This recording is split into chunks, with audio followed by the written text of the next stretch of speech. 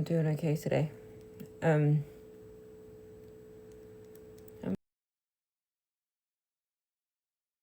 doing okay. Hi, Liliana. I'm trying to figure out if I should do an only Albanian. Thank you, Callie. TikTok, but I don't know.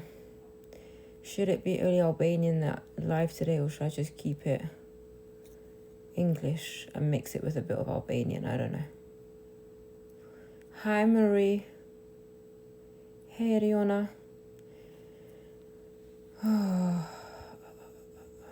gonna mix it. I'm certainly gonna mix it. I'm gonna mix it. I'm certainly gonna mix it.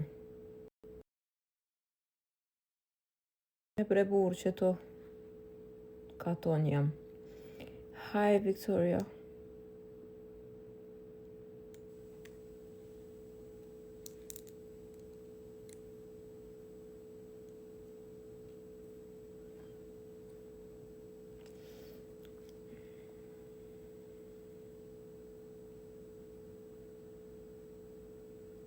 Oh, kujebre.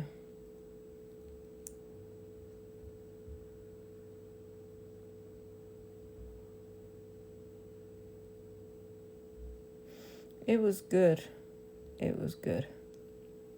Yes, he does have a resting place, and it's not in the US.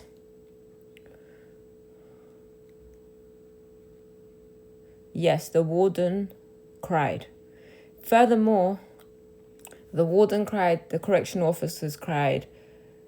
I'm not even gonna lie, people were crying from Polensky unit because they did not, they were very vocal that they did not want James to be executed. But the warden, he couldn't even look at me with a straight face. Like, he struggled so much.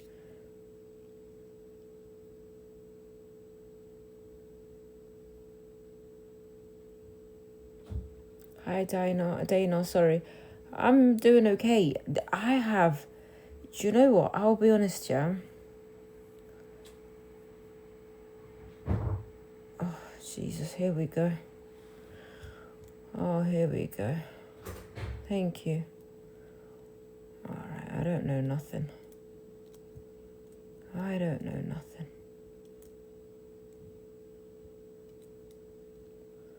It's so easy just to speak for the sake of speaking. You know, when God gave us a voice box, right? He also gave us a brain connected to it.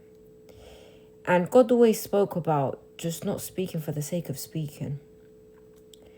I will not be answering in no location questions. And sometimes, you know, because we have a voice box, it doesn't mean we just use it for the sake of using it. We have to filter it. It's our job to put a filter. Like, it's your job to put a filter in your tap and to put a filter on your water. You have to put a filter in your voice box too. Thank you. Oh, the blue-eyed husky. Huskies are beautiful. Your huskies are beautiful. Oh, you got the cutest husky. Oh no, but I need to also, because honey, I love dogs. I know. Oh, I used to have a dog, and I really, really want a dog, but because I'm always traveling, I just don't want to. I'll feel bad for him. Like, I love dogs so much, and my daughter wants one as well. But faliminderit shom.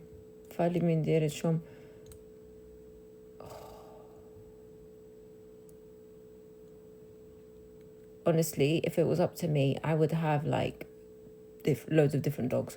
James and I wanted dogs. Oh, I know, guys, you don't understand how bad, but I think I'm kind of like, I don't want a big dog anymore. I used to have a bull mastiff cross pit bull. His name was Tyson. I didn't name him that, but I rescued him, and he was incredible. He was incredible. Yeah, that's why I used to love a big dog, but yeah. Now if I get one, I have to get a small little Yorkshire Terrier. Oh, Tilly.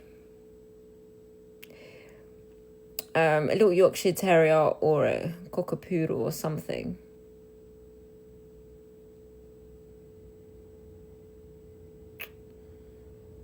Oh, a Pomeranian, yes.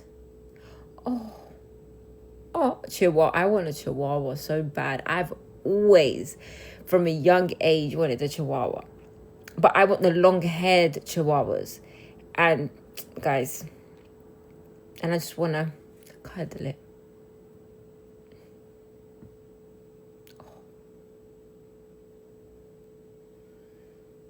I love dogs, honestly. And somehow I've become like the dog whisperer, because when dogs see me, they just jump on me straight away.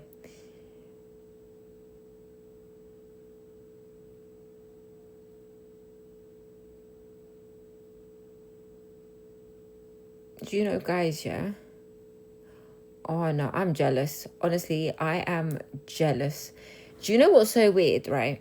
James used to call me Sleeping Beauty, because every time, it's weird, and I don't, maybe you guys know why. Whatever animal I come close to, they get attracted, like they come to me straight away, and they just literally sit next to me. Like, genuinely, he used to call me, I've been followed by ducks. I've been followed, oh, thank you, Shannon. You guys don't understand. Like, James used to laugh at me everywhere I go. And when it be cats, like a cat will come and, oh, Beauty is so cute. Like, I remember I would sit somewhere, a cat will come and just stroke, like literally lean onto my foot and onto my leg. Bearing in mind, I'm terrified of these people, these little cats. Oh. Oh, that's so cute. Yeah, guys, I went Cosmo. I love it. I love it. But yeah, guys, I went to a lake once. Why did I have a mum duck with with his little ducklings follow me? And then I had a geese follow me. Then it was like, I've actually considered doing dog walking. Because honestly, good evening. Animals just follow me everywhere.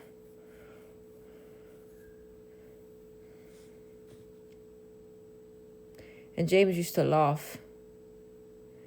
Hi, Anthony. Hi.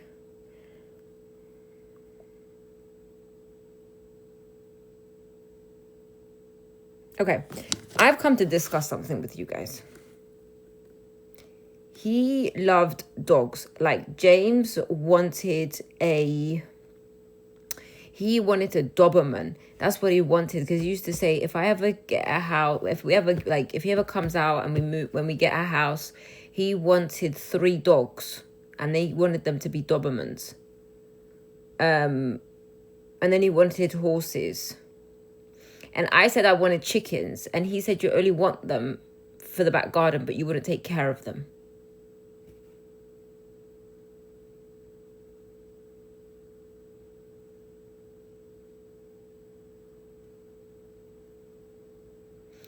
James was your typical southerner. He wanted a farm. But he knew I was never going to take care of those poor animals, because, honestly, he wanted 3 Dobermans, a couple stallions, and I wanted chickens. I don't know. Do you know what it is? I had an obsession on TikTok watching people go collect eggs from they have chickens. Where do the chickens? Yeah, free eggs for sure. I really wanted chickens just to say that I can go and pick up eggs, like free eggs. And James said to me, honey, you do realize they like, you have to take care of them. And I was like, well, I just want the eggs.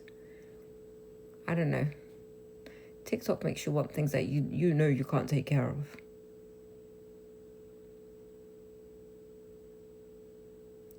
Yeah, I know. Marie.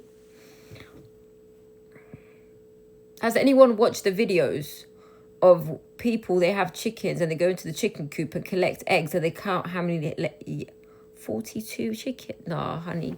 No. That's what you call Farmville. Nah. I'm obsessed with those videos. There's one particular lady, I can't remember what her name is. Yes, hi, Leah, I'm doing okay. I have eaten today. No, sir.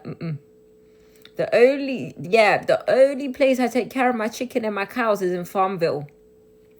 And that game eventually costs. So then I stopped playing it.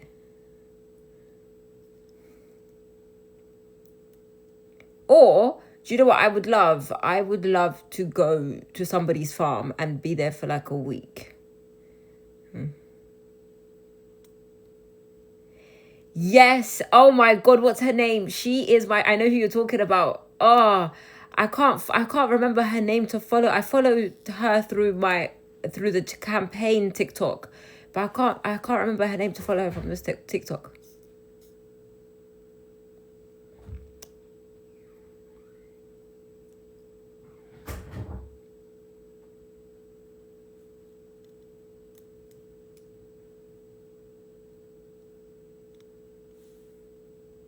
And one of the chickens had a funny name.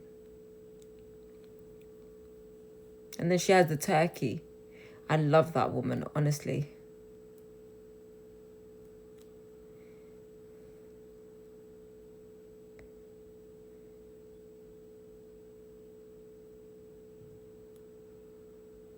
Stop it.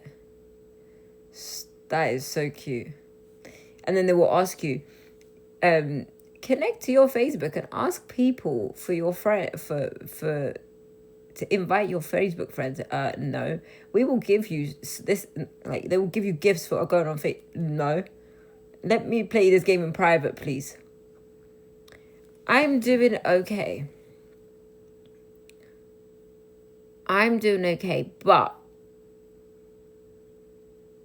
But I've come to find out that I have anxiety outside.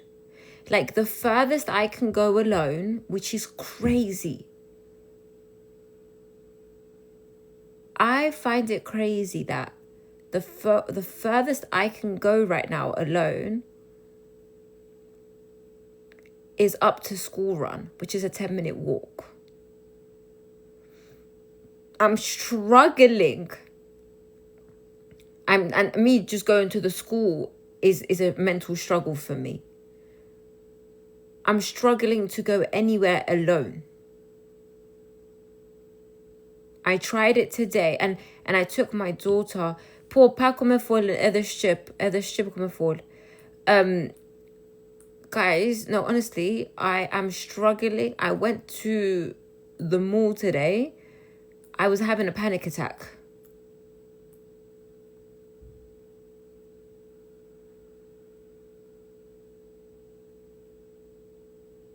Hi.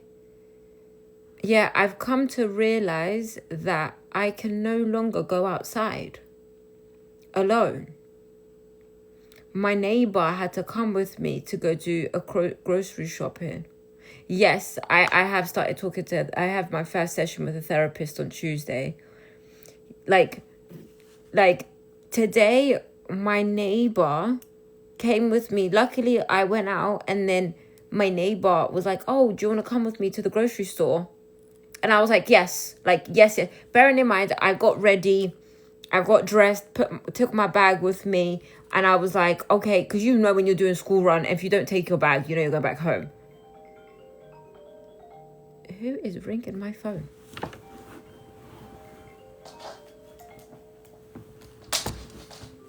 2 seconds. Guys, genuinely sorry.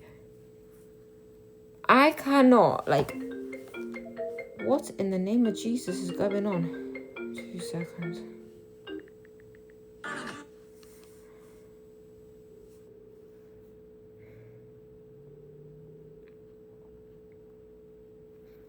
Hello? You okay?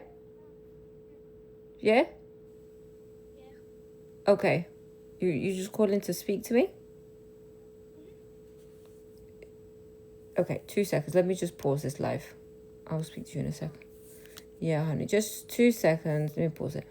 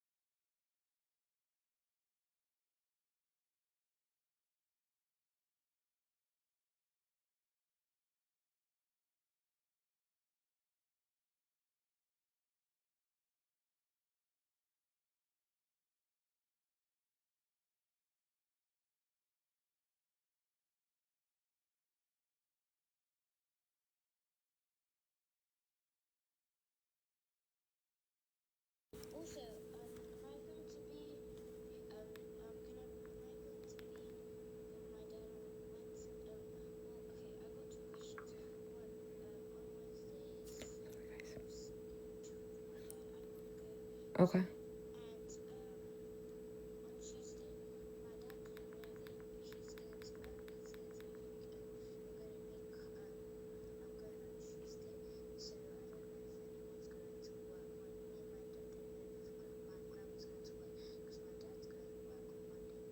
I'll figure everything out. I'll sort it out for you, okay? All right. Love you more. Bye. Bye. Sorry, guys. My administration is calling me. Sorry, guys. Sorry, my management team is calling me. She's of the age of 9. So, yeah. So, as I was saying, today... As I was saying today, I have come to realize that I struggle to leave the house by myself. It took my neighbor... Hey, Amy. It took my neighbor... At 40 chipsod. I don't know. I'll be honest with you. After what happened to me today outside, I genuinely don't know what my plan for the future is. Because I have realized I have severe anxiety that I cannot even go past my daughter's school alone. Like, my anxiety is so bad. I had to get my neighbor to come with me to the grocery store. And then... not really. Oh boy, guys, I'm gonna turn this into Albanian only because I did promise that I was gonna do an Albanian live yesterday. For today, I'll mix it up, but it's predominantly Albanian. Armusa po të bën fala. Kush është Armusa, shoqe?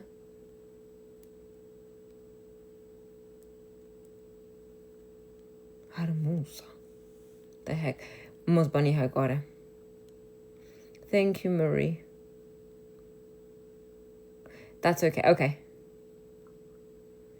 Imagination. Who's that? Guys, honestly, I'm backdated. I need to be updated. Like, my system needs to be updated.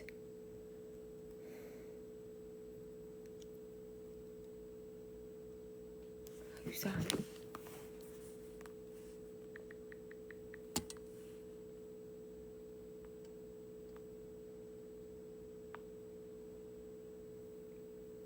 Carmen needs us.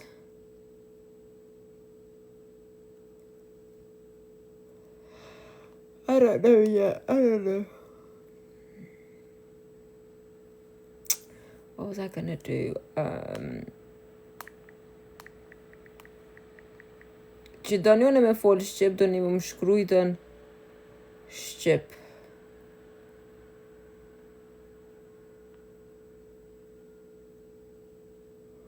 Oh.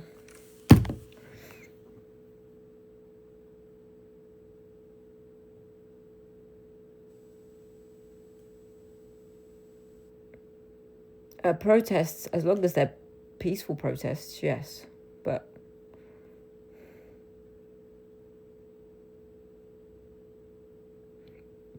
there has been a few people. There has been, not luckily, it's like, yeah, it's not that crazy, but there has been a few people that have stopped me. But yeah. Happy Friday. Happy Friday. Yeah.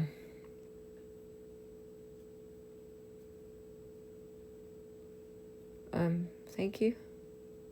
Thank you. Yeah. Guys, this is something that I really wanted to discuss, right? Because I need some tips. I need something. I know I'm going to see my therapist, but I just never... I've heard, like, there's anxiety where people struggle to leave the house. And I used to think, how? And now that I'm in that place where I'm actually mentally struggling to leave the house, I had anxiety in the mall. I had anxiety just walking up. I have anxiety being around people. Like, I wanted to break down and cry until... It's crazy. Like, it's not normal. Like, I feel safe in my apartment. That's all I feel safe in. I'm happy to stay in here all day long. Oh, Lord have mercy. Agoraphobia. Guys, you guys don't understand. Nuk jam shqiptare. Nuk jam. Jam e planetit Pluto. Nuk jam shqiptare, jo.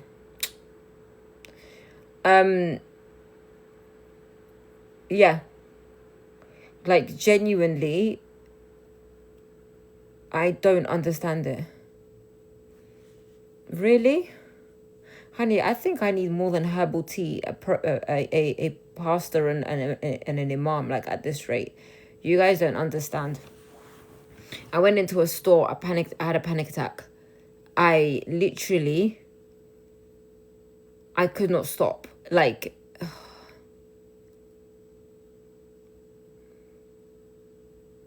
Kalaf Shmir, o Shchurchi Pushkan, o Marezat.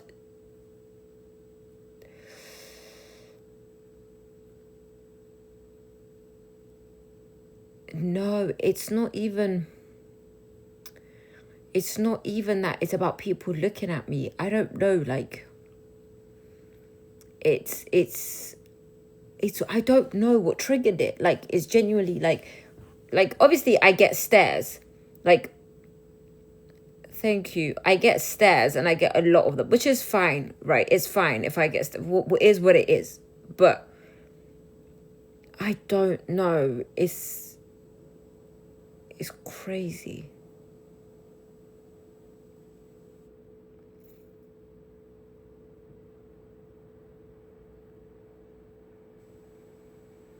Edibles. Honey, edibles. I accidentally took edibles and it took me to hospital. Guys, please tell me. What is all these emojis? Guys. Fali mindiret shom.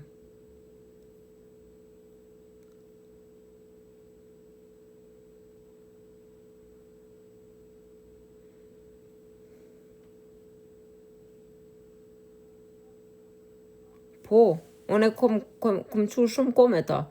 Jëm taku me ta që 2 vjet që jena konë bashk, 2 vjet jena konë bashk, edhe jena taku non-stop, këna kalu shumë ko bashk. Sorry, I need my moderators back, man, because I genuinely don't have the capacity for this.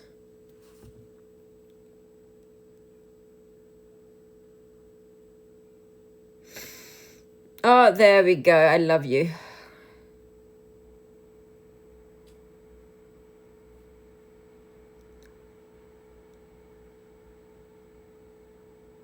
Yeah. Just Kosovo, honey. Just Kosovo. Just Kosovo.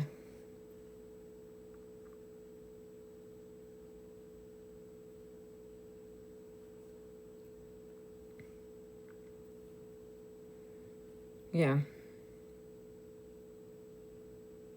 Oh, wow.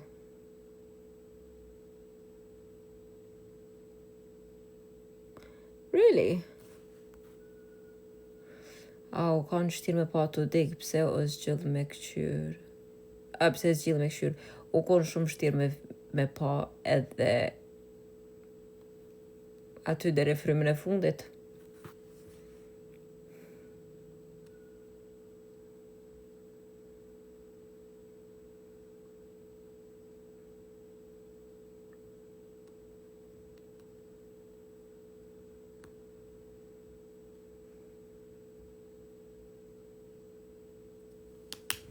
Ka njerë po të provoj ke zoti ku dush më bon qa që e forë që s'ki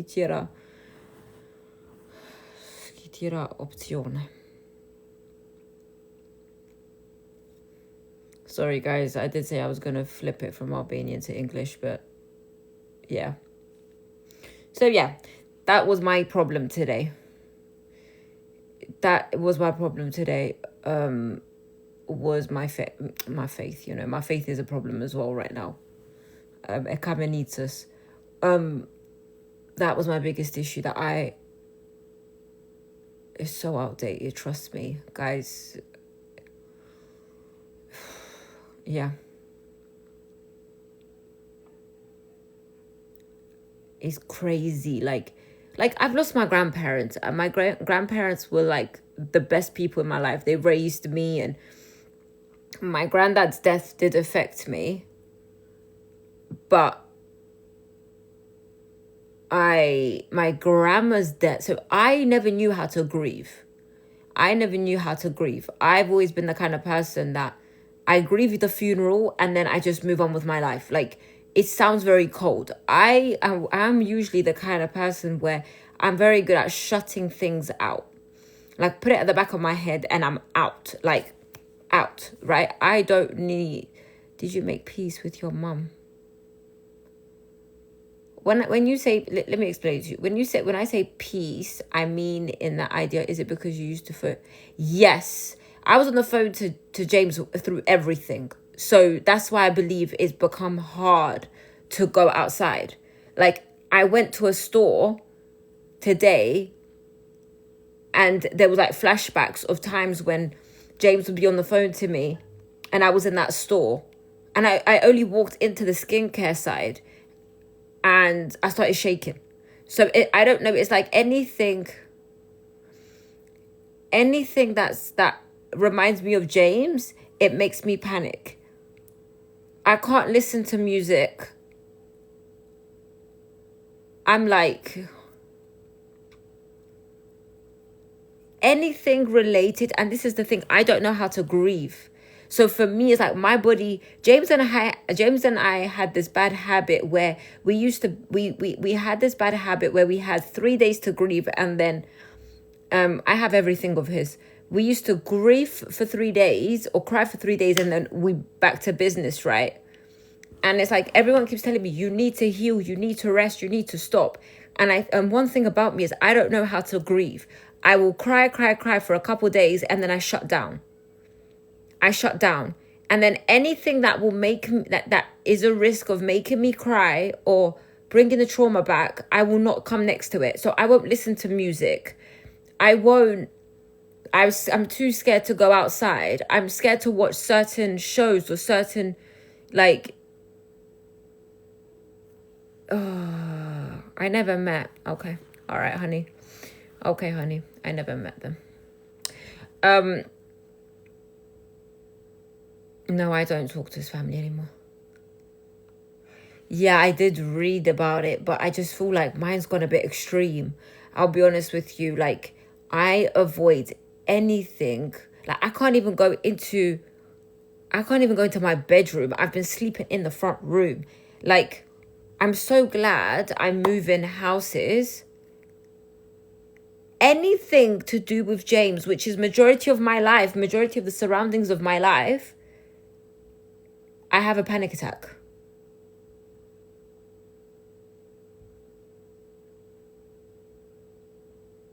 Falemindeira show.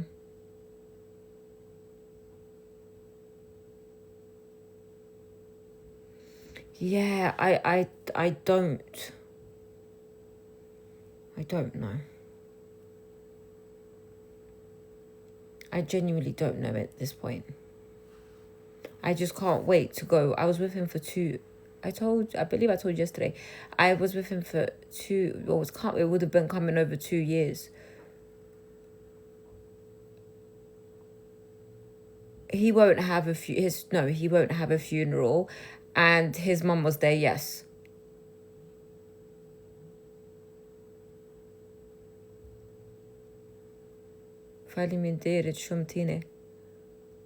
Guys, sometimes people need to realize some people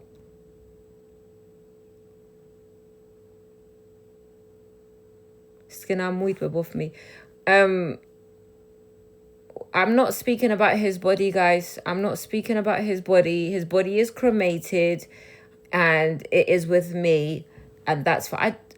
With all due respect, nobody will know anything to do with his body. It is very, very private. Nobody will know the location of his ashes, where they are buried, nothing.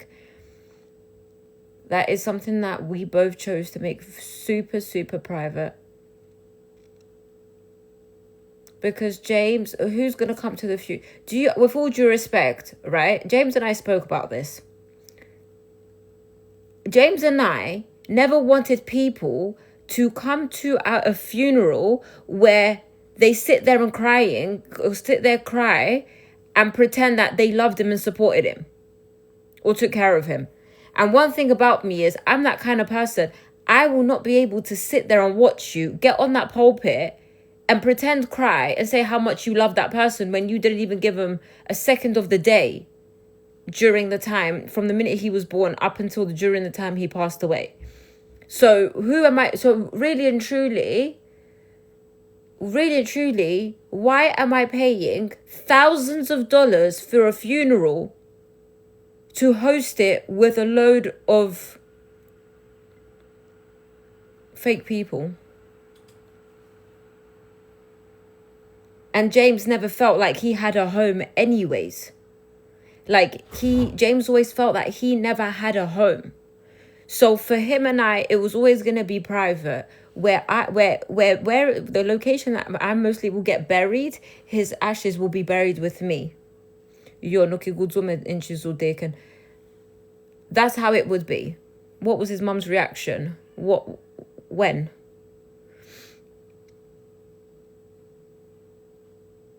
So that's why James and I both came. Because I'll be honest with you, I wanted a burial. I have not... Crying? I don't know. She wasn't there. I don't know. I believe she cried to her daughters. I don't know. Yeah. Because I've never ever... it's not within my culture to cremate somebody. So I've always grown up to know that funerals happen with burials, right? And I kept saying to him, because James didn't want her there, I kept saying to him, I would love to bury you. And he was like, I want to be buried too, but there's nowhere that I don't have a home for me to be buried. And that's why we came to the decision of cremation. And he said to me, anyways, because... Kor haar mospavsh, o marezat, kor gzim, kor mospach mesu. Yeah.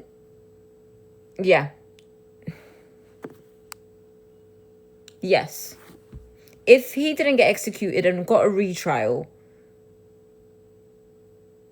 James Broadnax would have done time for only a robbery and would have come home. Far away from Texas and in a very private life.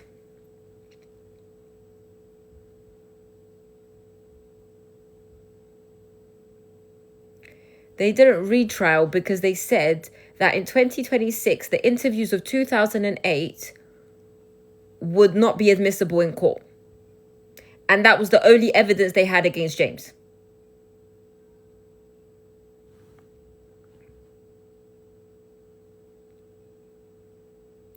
Jeg kan mute sted i Texas, jeg kan mute perfection. That's why. That's why they didn't want to retrial. That's why the CCA, the Criminal Courts of Appeal of Texas, did not want to retrial him. Yes, there's a lot of things happening in the background right now. There's like very big things happening in the background.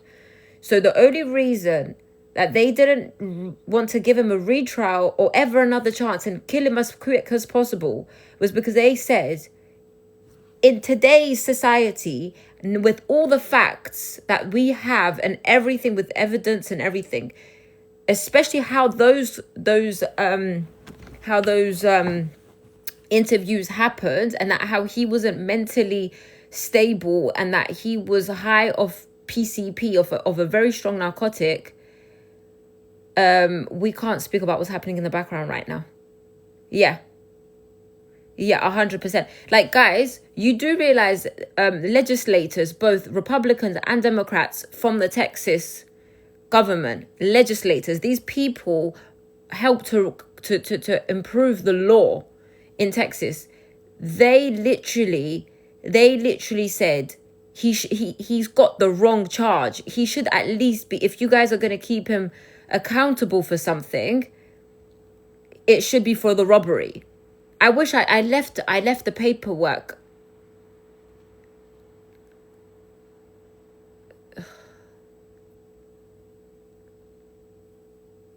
So, like, if legislators themselves are telling Governor Abbott, they had meetings with Governor Abbott, and literally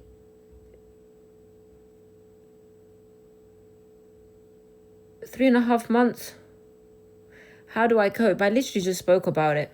Yeah, Amy, pushing it. They were paying for it, honey. They paid for it. Because why did Ken Paxton the next day get a private endorsement? I just mentioned it 3 months. It was around that time. I can't remember. I just know it wasn't straight away. Thank you. Yeah. Oh my God. When I see Albanian men names, it terrifies me.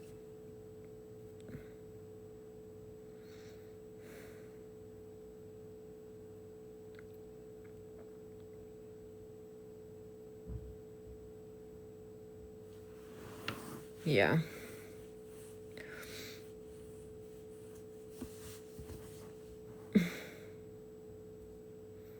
Thank you. Why? Because Albanian men, these rundown eagles, they just love to be abusive. Do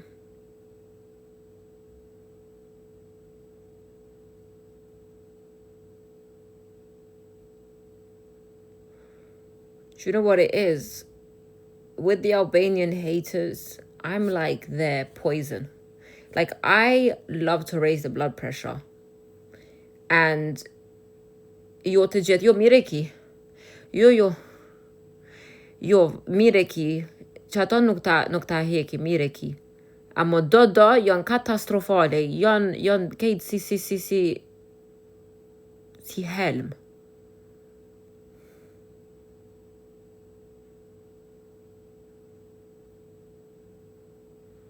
Thank you so much.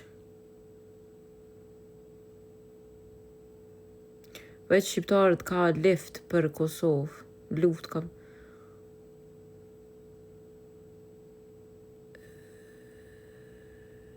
No, he couldn't get any tattoos. He won't be able to get any tattoos in there.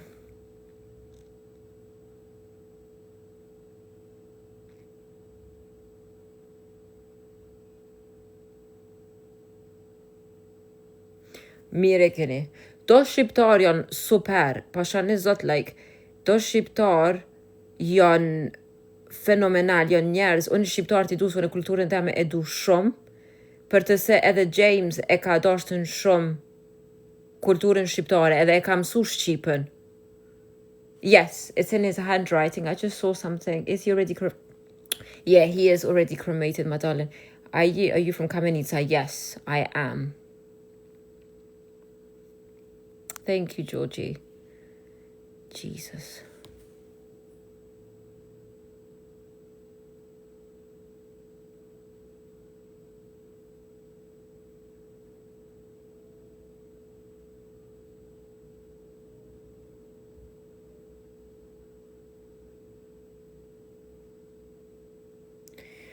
I believe there was one of the girls, Claudia. She did open something. I don't know. I need to think about it because I don't know. Yeah, he was able to go out because he was able to go out, I believe, 2 days a week. James was very big about his. Thank you very much. James was very big about his fitness, so he would. Yes, I have everything. I have recorded calls. I have loads of stuff. Yes, I was able to meet him. I spent a lot of time. Yeah, like I spent a lot of time, and then when he passed away, I spent a lot of time with his body. I've got so much stuff. I've got his clothes. I've got his sneakers. I've even got his shower sliders. Like I've got his hair gel. The last time he touched his hair gel, like you can see the last swoop on his hair gel. No, we weren't allowed to do that. Yes. Oh, thank you. It's interesting you say that because people used to say that James and I look alike in a way, but I'm like, me and James used to laugh about it because we're like, do we? But some people used to just be.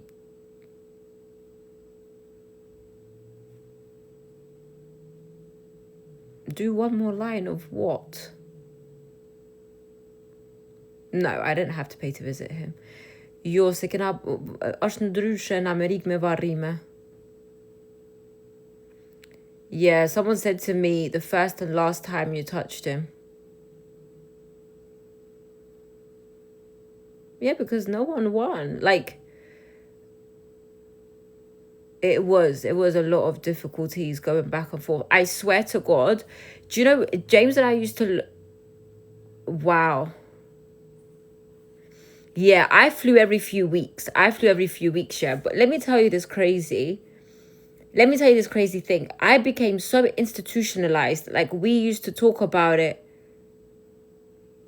You're talking people, me and James used to laugh about it. You become so institutionalized. Like, obviously, when you go into the prison, there is a security, there is like a security thing that you go through. And you have to raise your arms up, right? To go through the security machine. I would go through security in the airport and I'll raise my arms up and they'll be like, no, you don't have to do that. Like, you become so institutionalized. Like, for example, we would be on the phone for the whole 6 hours, but the phone calls end every half an hour. And now when I'm on the phone to anybody and I see 29 minutes, I panic because I'm like, oh crap, you need to call me back. But not realizing that in the outside world, you can have calls longer than 30 minutes. Like, you become super institutionalized.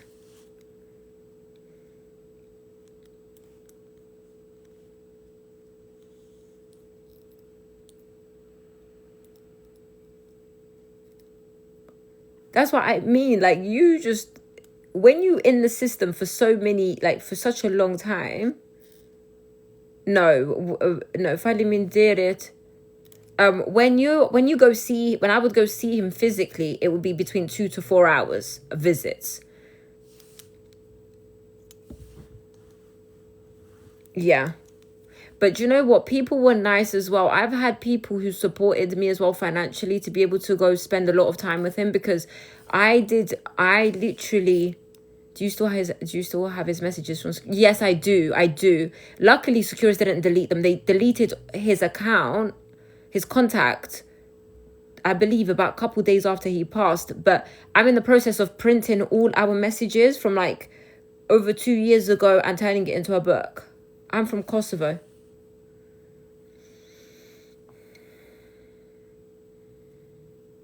So yeah, I'm in the process of doing it because I keep checking again. I'm hoping that they don't delete them after some time. It's just that I can't go through the messages right now. I'm struggling. Like I was saying earlier, I've developed this thing where I avoid anything to do with memories of him.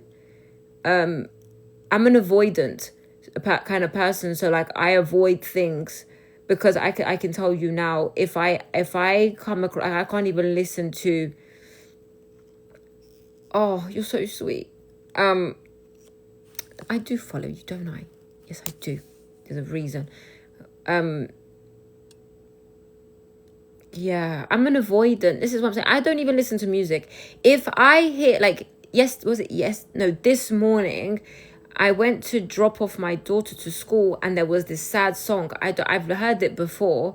And I just stopped in the middle of the school and I could see the teachers are looking at me because everybody flipping knows what's going on. And I just stopped. And I'm like, I kind of zoned out.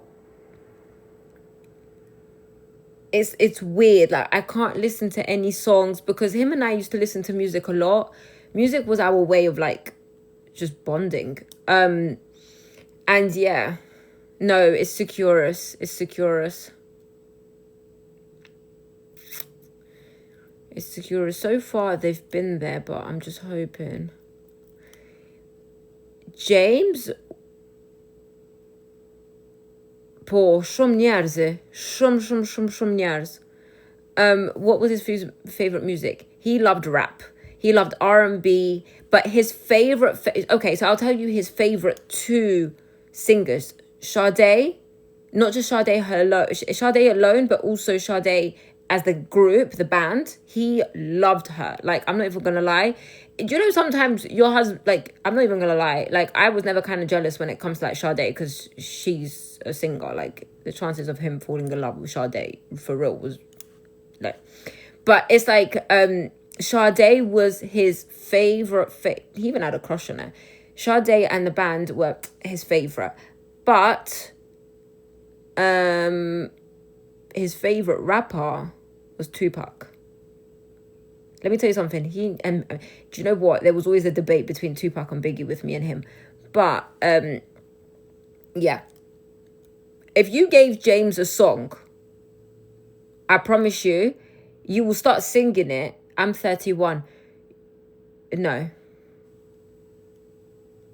You will start singing the song and he will finish the lyrics. That's what we used to do. We've never mentioned 36 Mafia. He most likely did. I wouldn't be surprised if he did. I wouldn't be surprised. I wish he was alive so he can come on these lives with me and you guys would have had like the best time with him. Like, genuinely, you guys would have had a blast with him. Like, he was super fun. You could have given him a song. Like, he was like a jukebox. Like, literally, he was like a jukebox. He was like the MP3 that never runs out. He was definitely funnier than me. I'm funny. I'm not even going to lie. People who know me, I have a sense of humor. I think that's my best trait, is my sense of humor. And, like, because my sense of humor comes in comebacks. But him and I...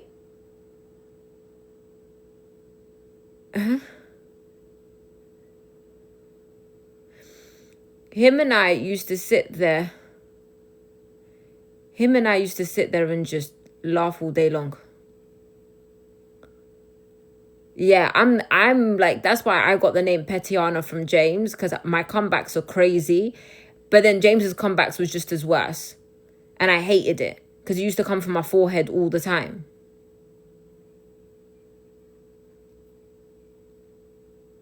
Two years.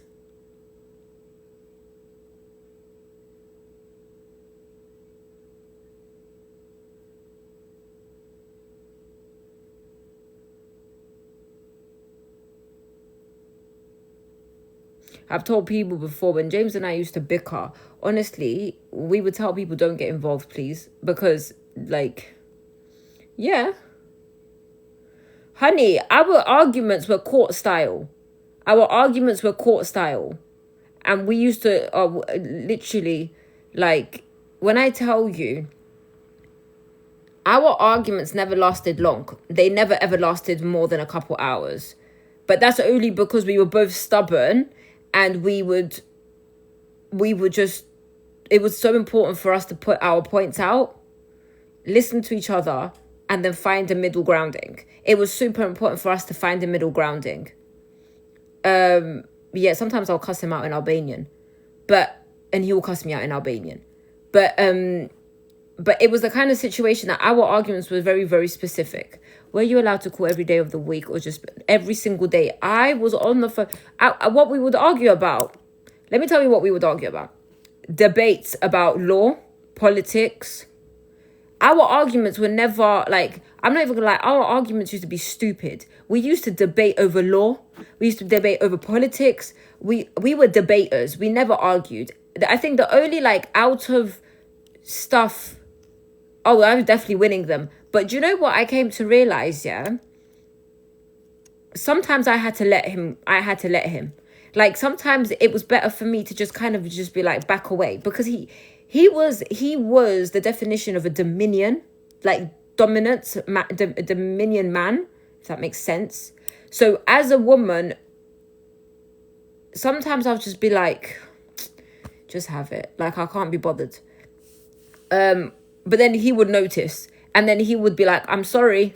But one thing about our arguments, James was always the first one to apologize. And if we had an argument that went too far, the next day we will always reflect on the argument. So we would always reflect back on what we would take time. Like, obviously, it what helped us the most, right, was the fact that our phone calls will get cut off for we'll get cut off at 8 p.m. And from 8 p.m, if our argument really was like at the end, that 8 p.m. cutoff will allow us until the next call to be able to think about it. And then as soon as James would call me, he'd be like, babe, we need to speak about yesterday. And we would reflect on what we did wrong and then apologize. That's the kind of couple we was.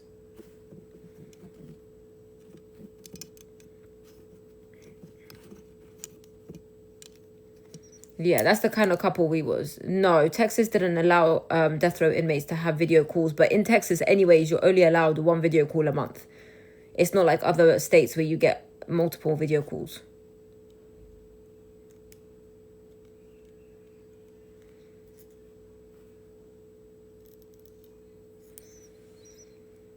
Yeah. Yeah, Texas is just a pain in the backside. That's what it is. Texas is just dramatic. Honestly, yes. Yeah. We spoke every single day. Every single day from 2 till 8.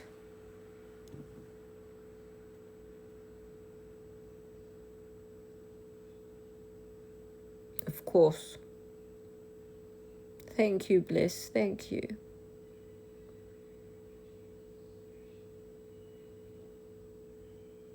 Yes. Yeah, he was the only inmate I've ever written to.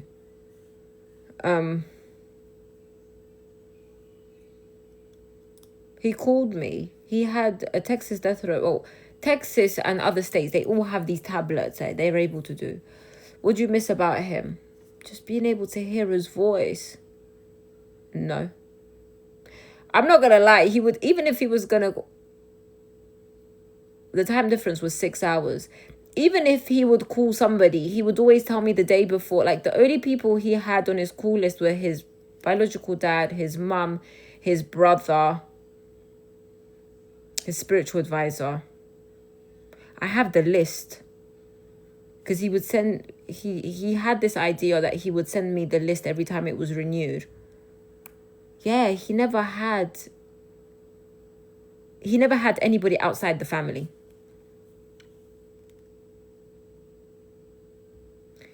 Yeah. you could see this. That you can really see what's going on there. And you can see by my face that I've lost so much volume because I lost weight. Because my face...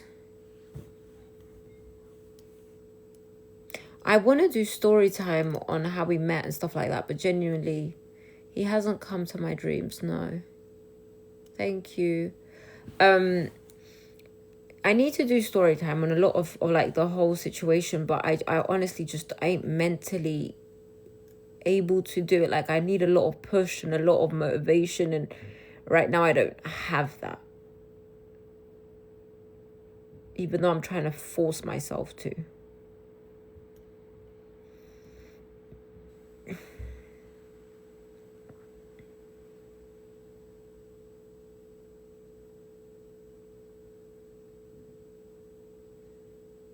I don't speak about my location. I'm so sorry.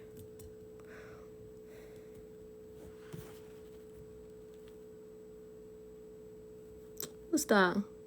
No, that was wrong. I shouldn't have sent an invite. I pressed it by accident. Oh, I still need my A&W root beer. Why did I give him so much time? Because he was the coolest person you could have in your life. He is the coolest person you could have had in your life. Thank you. Thank you so much, Izzy. I'm doing okay. Will they give you recordings of y'all's conversation? No. No, they won't. Yeah.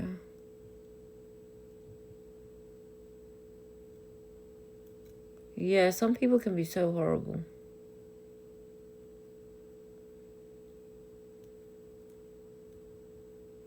Honestly, the lady on the plane, it was just like, Karen, sit back down, Karen. Luckily, do you know what was so annoying? Is that this woman can see I'm crying on the plane. Like, I'm trying to hide my crying on the plane. And she just kept coming after me. Like, lady, leave me the hell alone. So what happened was, right, I told them that I had my husband's ashes with me on the plane. And the air hostesses went above and beyond to give me a 3-seater to myself. And, yeah, like, she gave me a 3-seater to myself. One, because I had the ashes with me to ensure that nobody was uncomfortable knowing that there was ashes in my bag. And 2, it's just that she knew that I just needed time to myself. Like, she could see that I wasn't well, right? Like, I wasn't coping well. And she decided to give me a 3-seater to myself. Obviously, she couldn't upgrade because she would have got into trouble. So, anyways, this lady behind me recognized who I was first of all. Karen, we're going to call her Karen because she was acting like one. Recognized who I was. Second of all, she was trying to sit in one of the seats, right? Bearing in mind, I'm like having a panic attack in the plane. I'm trying to hide my tears. I don't want nobody to see that I'm crying. And she was just bullying me. Like, she was just trying to bully me until one of the ladies in the front got up and spoke to her. Like, said to her, leave her alone. And then the air hostess jumped in and said, leave her alone. So it was, okay. Yeah.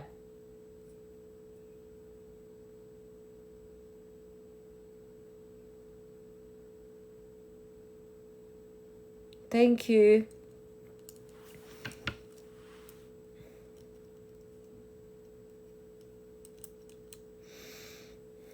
Thank you, my darling. Take care of yourself. So, yeah, so this lady was just doing too much.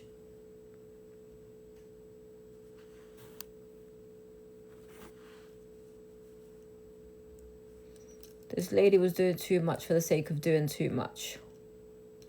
I'm okay. Like, I'm like flatline. That's what I am, right? I will do, honey.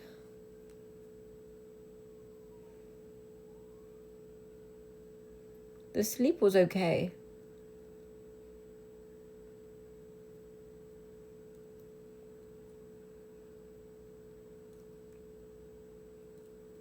His sleep was okay.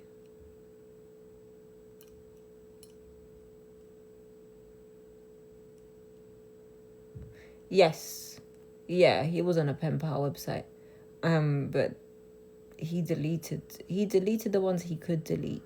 I didn't care, to be honest. I really didn't care. Like, he always told me, he showed me he would message him and stuff like that, but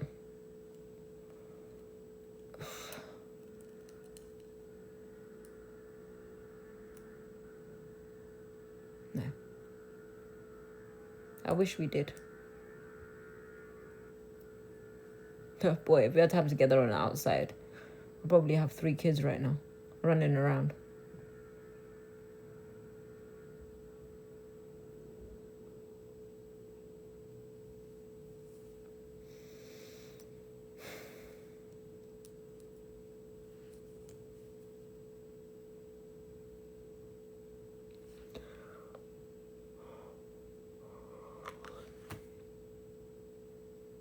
How can I be tired when I just slept? I just woke up. Like, my body's just so tired. Thank you so much, Amy.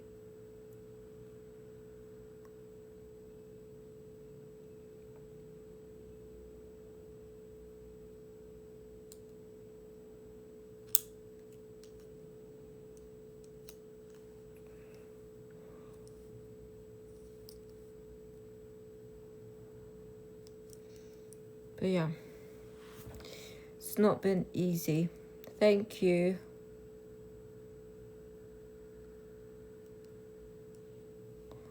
Honey, I have the same question again and again and again. Again and again and again and again. I am mentally... Do you know what I... Do you know... I was speaking to...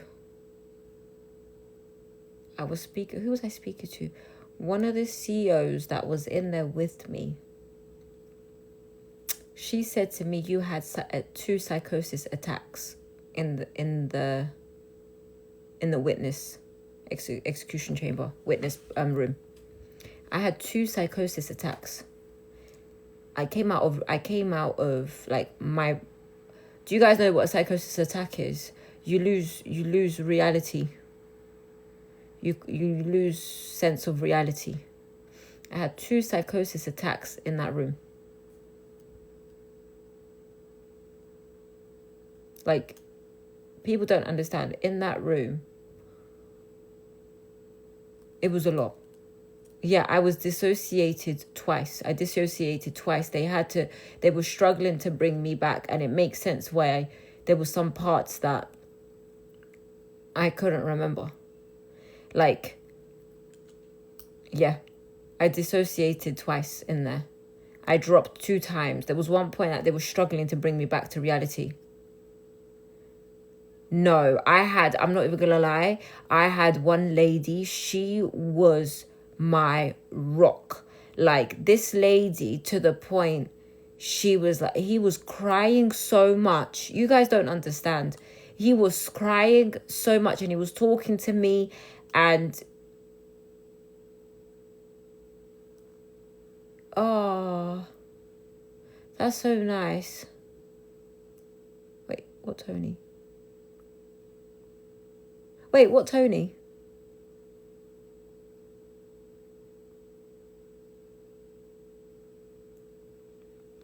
James was terrified. He was scared. Oh, that's so nice. Oh, I'm so glad. I'm so glad he survived it. I'll be honest with you. Yeah, the blonde lady that was walking me out. When I tell you, you know, the rest of the officers wanted to arrest me. Or they wanted to literally... When I mean, it came to a point that it got so scary in there because I kept dissociating. And she said to me, you were acting in a way that I was scared for your life. And the officers, the major especially in there, I can tell you right now, if she could, she would have ended my life in there at the same time as James. Like, it came to a point where the officer's talking to me in my ear, and she'll be like, Tiana, you need to come back. Tiana. I'll never forget, that woman kept bringing me back to reality. Like, She would go to me, Tiana, you're getting angry. Tiana, I need you back. I need you back. Honey, I want you to see your husband's body. Honey, that's what she kept saying to me. I want you to see your husband's body. Please avoid, like, don't worry about the officers behind you. And I remember I said to her when it all ended, right? I said to her, I can't even remember her name. I said to her, listen, I need you to hold me so tight. That's all I'm going to ask you to do. Yes. Yeah. He was innocent of capital murder. And I said to her, yeah, it was an officer. From the beginning, she was like attached to my hip. And I said to her, when they put the cover, when they announced him dead and they put the sheet on his head, I said to her, right now, all I need you to do is hold me tight. And I showed her the buckle on my trousers, right? Our lawyer, he was terrified. He kept saying to me, Tiana, I don't want another client. Tiana, please stop. Tiana, please stop. Like, please, I don't want...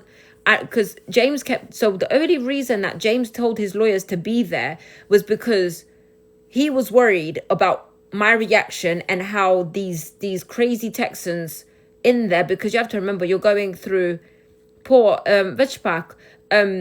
You don't know what these people are capable of doing to you, especially when you are the person that is being executed, their family member. And they knew how I was. They knew I didn't give a shit about nobody. Like, they knew how I was, because if I'm going against the whole system, you think you as a CEO is gonna terrify me? No, especially in that moment.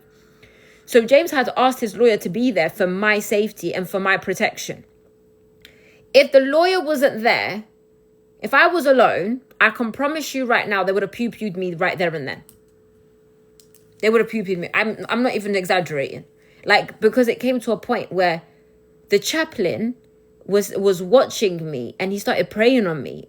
And the ladies literally telling me, and they felt some type of way because, like, they felt some type of way because the attention wasn't on the other family. Like, they felt a type of way, like even the state media, this dumb woman. Yes, if you guys want to tell her, go tell her she's a dumb... I could say something worse. I'm being nice, right? They didn't like that the attention was... And even the families didn't like they said, we don't like it that the attention wasn't on us that day. It was all about James and Tiana. Like, I promise you, they wanted to have 2 people die that day. And I would have been fine with it. I'm not even going to lie. Like, it was crazy. It was the most craziest thing ever. Like, I remember there was one point. Obviously, he went unconscious. His head dropped. His last words were, "Don't give up, Queen. I love you, Queen. I love you, Queen. Don't give up." And then don't. And then he's groaned, screamed. Like, he groaned so loud and his head dropped. I remember at one point, when he lost consciousness, I screamed and literally screamed, "I love you. I'm sorry. I failed you. Open your eyes." Yeah, he always called me Queen. Always called me Queen. And I remember I screamed and screamed and screamed. And then I realized at one point, I remember at one point, I turned my back to James, and I turned around and I looked at every single person in the room. And some crazy thoughts are going in my head right in this moment. The crazy thoughts are going in my head. And I remember the lady came into my ear and she was like, "I need you to turn around. I need you to turn around, and I need you not to do anything crazy, and stay here and speak to your husband and watch your husband, because you can't leave that room for 20 minutes. I need you to calm down, because I can see it in your face. You're getting angry." That lady was my saving grace in that room. She was my angel in that room. I don't know.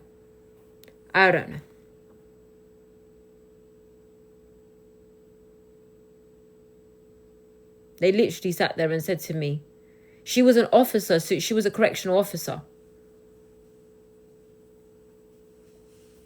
Like, it came to a point. So James's body is in the middle, strapped in the gurney. There's a lady standing at his foot. And then there was a spiritual advisor and a lady standing next to the spiritual advisor to make sure that she doesn't do anything. And they couldn't look at me in the eyes. Like, they couldn't look at me in the eyes. There was only one nice CO, and that was the lady that was helping me. The others, like I said, the other COs, if they could have pew-pewed me right there and then, they would have. They would have. They didn't like the fact how I handled it.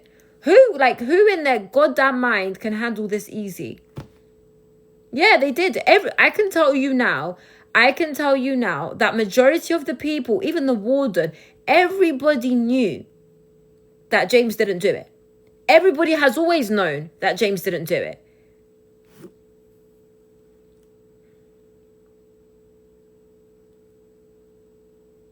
People don't realize the cousin's been confessing for many years. He just wouldn't put it on paper. He just wouldn't put it on paper because he was scared.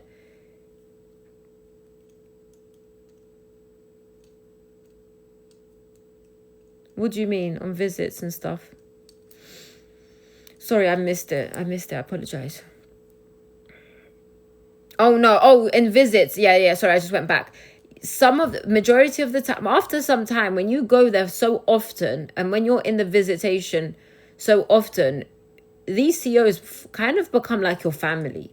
So, in the beginning, there were bullies. I'm not even going to lie. There was 4 women who would bully me.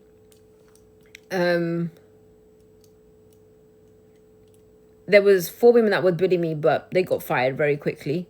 But other than that, the other COs, they were incredible. This is how much the COs love James. I've said this before. This is how much the COs love James. They had to leave our presence when they were taking James when they were escorting me out and they were taking James to the truck that would take him to the execution chamber. Like, they could not be professional. Like, literally, they had to stay professional and they couldn't be there because they knew they wouldn't have been professional. To pray on James. The role of the spiritual advisor was to pray on James because James obviously was a Christian man. And he wanted somebody to pray. Even during the prayer, do you think I even listened to the prayer? He was terrified. My husband was not ready to die. He told me, I am not ready to die. I'm not ready to die. I'm scared, babe. I'm scared, babe. How long were you watching him for? From him going... So I was probably in there for 45 minutes to an hour. But from the minute he went unconscious, it took 21 minutes for him to be declared dead.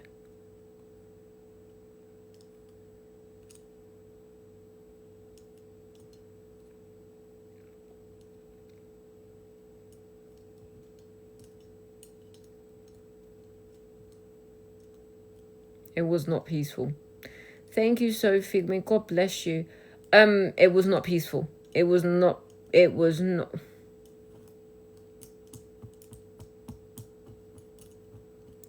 peaceful, I can tell you. No. The only time James and his cousin ever spoke was when they first got arrested, and then they made the pact that James will take the blame. Yes, I do go to therapy. James organized therapy sessions before he passed away for me.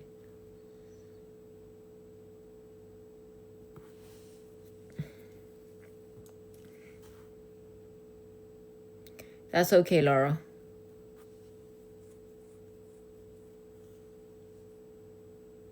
They just cost a lot and you got to pay for them. Yes, his cousin's doing life without parole. Yes, he left me a letter. He wrote me a letter the morning before he passed. That letter broke me. I remember he came to see me, and I have an American number. The day he came out that morning, you could see he had been crying. And he said to me, babe, the letter I had to write to you was the hardest thing I've ever had to write in my whole entire life. And I remember finding the letter. The CEOs knew about the letter because he had told them when you give her my belongings, tell her there is a letter. And all the CEOs, when they came out to bring up his belongings, they kept mentioning there's a letter. We don't know which bag it is in, because it was like about 6 bags. And they were like, we don't know which bag it is in, but just know that he left you a letter. Thank you so much, Lisa. And honestly, when I read that letter, it broke me. Like, thank you so much, Jasmine. It broke me to pieces. Like, I've posted the top part of the letter. And it goes along the lines of, if you are reading this letter now, it's because they've taken me away from you. And yeah, that letter is... And then he left a little poem. He left a poem at the top, which I'm getting tattooed on me with his fingerprint. And let me see if I can find it. I don't... Oh. It's on my laptop. Yeah. Yeah. I just remember, oh my God, I'm getting visions. Oh.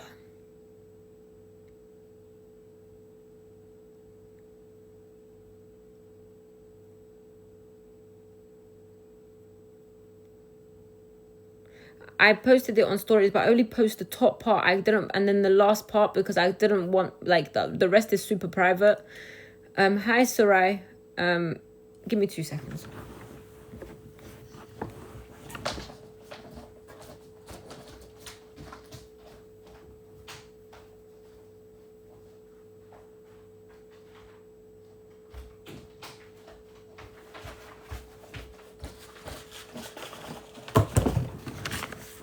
So, oh no, where's my letter? So he left 3 letters. He left a letter for me, for the public, and for my daughter. 2 seconds, let me find my letter.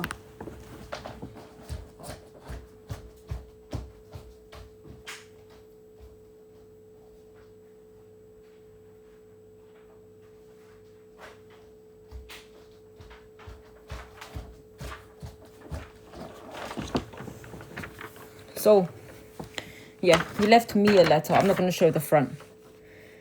But this is what he wrote to me. And I'm happy to share only the top part. I'm not going to share the rest. But he said, this is the poem that I'm getting tattooed on me with his fingerprint, which is, my wounds don't feel like wounds in your hands. They feel like beginnings, like a chance to make things right again. And then it says... You guys, I'm going to end up crying. My Queen Emmy, I've dreaded the moment of this letter between us. Because if you're sitting and reading this, it means that I've been taken away from you and baby girl before our time. Before the time of our family unit being realized, before the promise of our future being realized, before the time of us living a deserving life that's meant to be a blessing, before the time of us just being able to hold hands and do so many simple things that we always spoke about.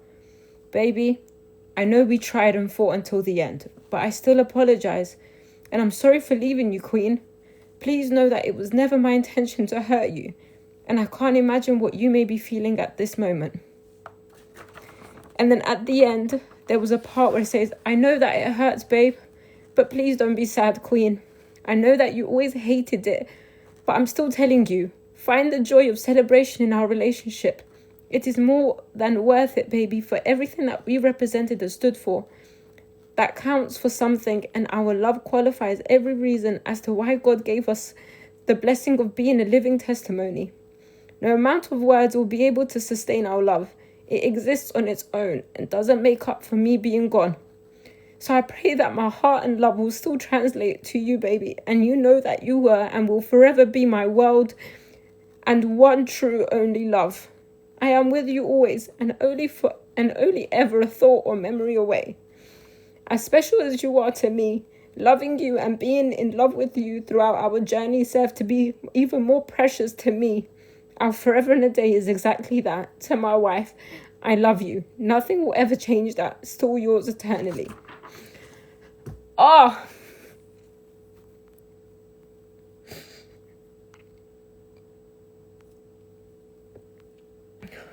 And I'm not even going to read what it says in the middle.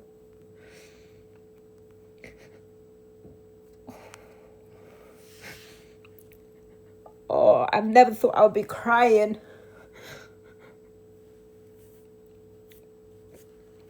Oh.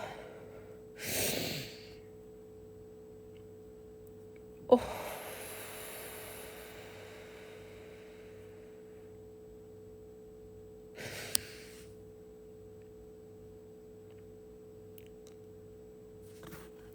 Oh. People don't understand. That was my best friend. I don't care where the heck he was. I don't care if he was on death row. That was my best friend.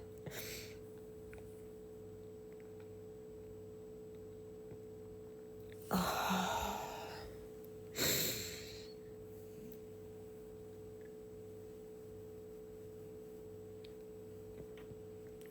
Oh.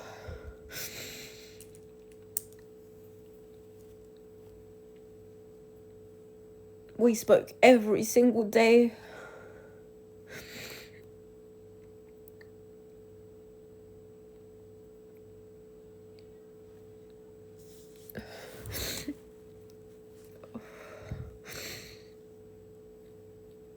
Thank you.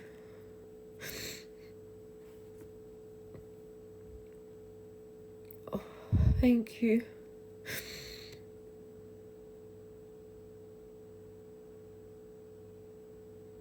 Some people are mentioning my mother's name, like, fuck absolutely you. Like, honestly to God, whoever mentions my mother's name, yeah, may you never have joy in your spirit and soul. Like, see the grief I'm going through? May it double, triple for you. The fact that you're sitting there mentioning my mother's name, and for you guys to come after me, may the days of my grief double on you. Like, that's how crazy it gets. Do you understand me? Do you understand me?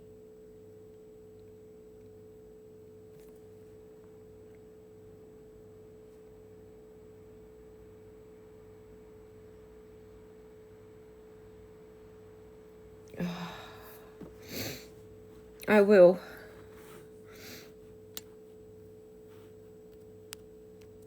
Oh, crap. Sorry, I accidentally end up blocking you. I don't even know what the heck I just did. Oh, flip's sake. Oh my God, did I just block you by accident?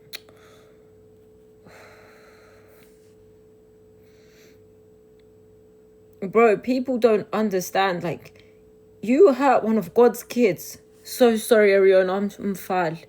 Did I put you? Yeah, I made you a moderator. People don't understand. You mess with God's kids. You mess with my grief. Yeah. Listen.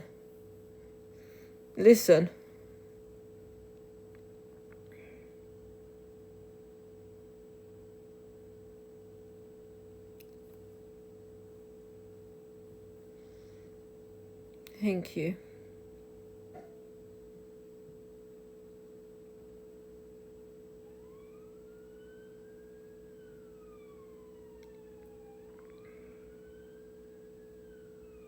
Because people are weird. Like, people know the relationship with my mum. People know. Like, see, well, let me tell you something. Yeah, people will go on above and beyond to try and comfort me. Like, thank you so much. People will go above and beyond to try and comfort me, right? And it's like, people don't understand. I'm not mad that you're putting my mother's name. Even though I don't speak to her, even though I've forgiven her for everything she's done to me, at the end of the day, she's still somebody that needs her safety. She's still somebody that needs to be protected away from this crap. Like, I am not an evil person. I am not an evil person. I just leave people to God, and God will deal with every single person. Like, people don't realize this trauma is just worse trauma after all the other traumas I've been to in my life. Like, people don't understand how crazy this is. I don't need to. If I was an evil person, I will do what those families did. Like, I will do what those families did. and wish death and pray for death and pay for death. But I would never have blood in my hands. One thing I've learned in this life is it's easier and better to forgive people, even when you don't want to forgive them. Even when you don't want to forgive them. Because at the end of the day, I still have to live with me. God deals with those other people. God deals with them in their own ways. And I've seen God deal with people before.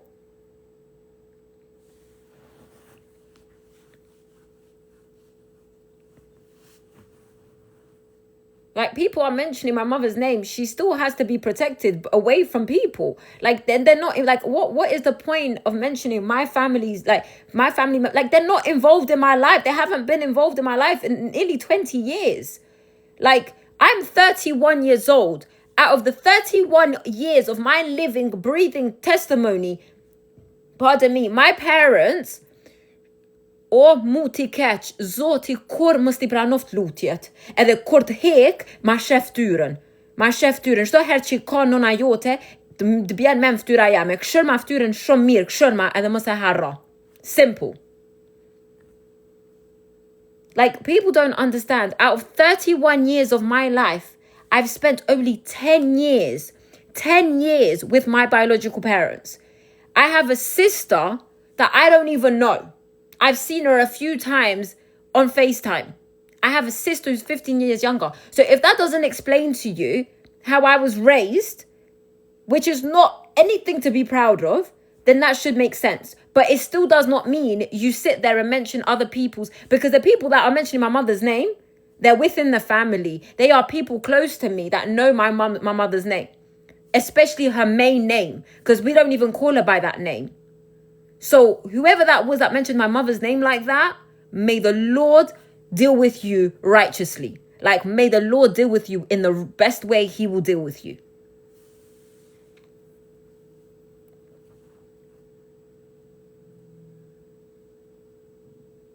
It will always be your own people. It will, yeah, I was raised in the foster care system. It will always be your own people. Like, it will always be your own people. You cannot rely on your own people to support you. Ever, ever. Like, the people that have family support, that they have good people, you guys are blessed, and you better hold on to that every single day. Can you share more about your faith journey and finding God? Yeah, I could. Oh, bless you. It's not easy. I'm not even gonna lie. The way I used to cope with it, I used to call myself a rent-a-child. Like, I was a rent-a-child.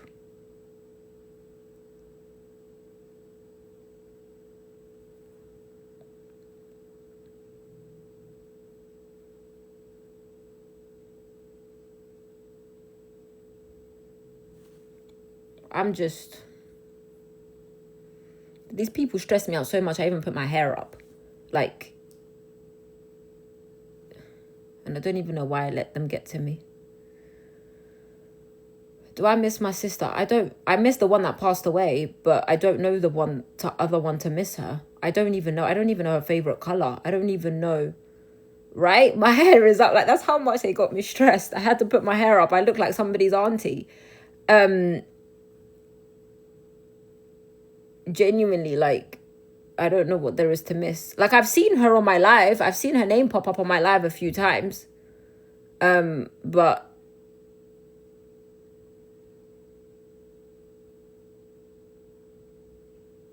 I don't know the girl to miss. Like, this is how crazy it gets, right? There was one time I was on FaceTime. I don't know how my dad called me and decided to make me have a FaceTime with her. And literally the both of us just stared at each other on FaceTime. And she was like, look, I don't even know what to say to her. Like, I don't know her. And that's true. I don't blame her for feeling like that. Like, she was literally like, I don't know what to say to you. I don't know you. It's not common for Albanians. Well, there you go. If it's not common for Albanians, it was that extreme.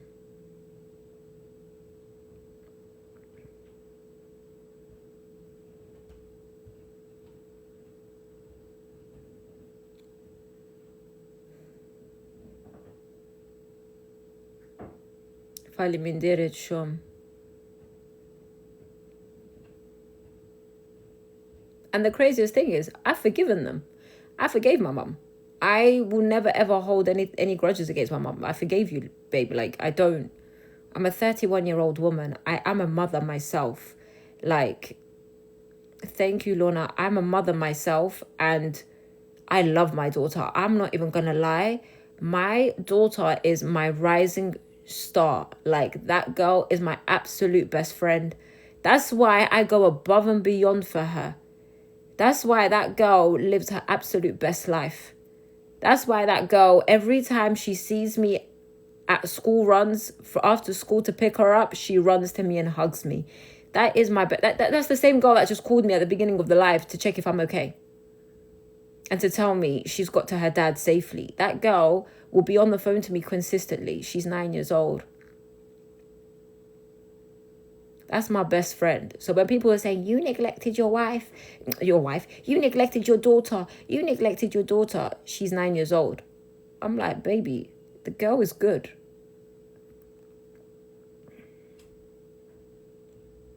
Yeah, she lives with me. That's my little lodger. She's my lodger that lives for free. It lives off me. I had her at 22. Would you guys consider that young? I feel like at 22, that is young when I think about it now. But I feel like it's an appropriate age, but I don't know, would that be young? I feel like that is young. In terms of, yeah, I had her at 22.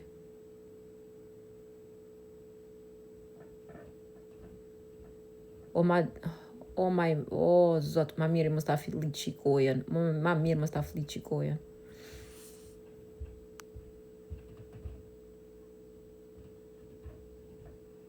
Why would I forgive?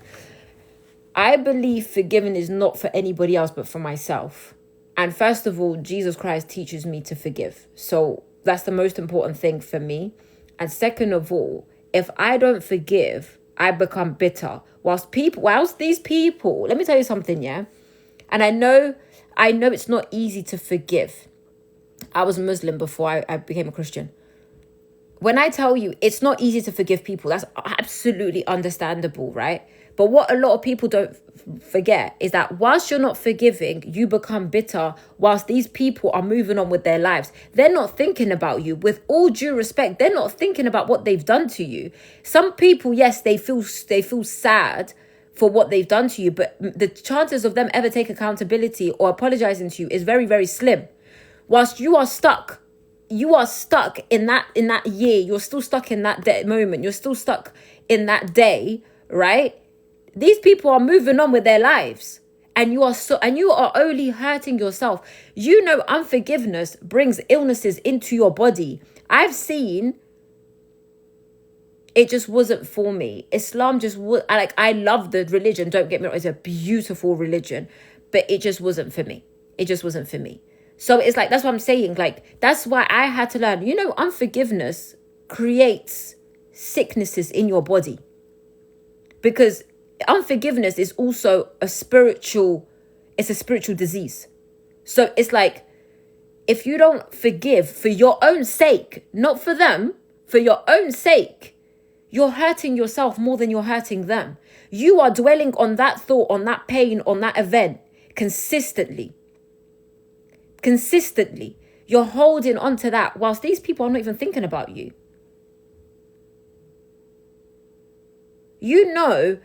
And it causes stress. It's come to a point, right? It's come to a point where doctors would tell me I was a very unforgiving person, to the point it was causing me so much stress that doctors will tell me the only thing that's going to kill you is stress. And I said, it's not worth it, because these people are going on vacations. They're going to buy the houses and the cars, and they're having their own families and moving on. Yes, they abused you. Yes, they can hurt you. Yes, they have done horrible stuff to you. But the chances of them ever giving you closure or an accountability or even apologizing is none too slim. So move on with your life. There is a scripture in the Bible about the lady who God told her, don't look back. and she did, and she turned into a pillar of salt.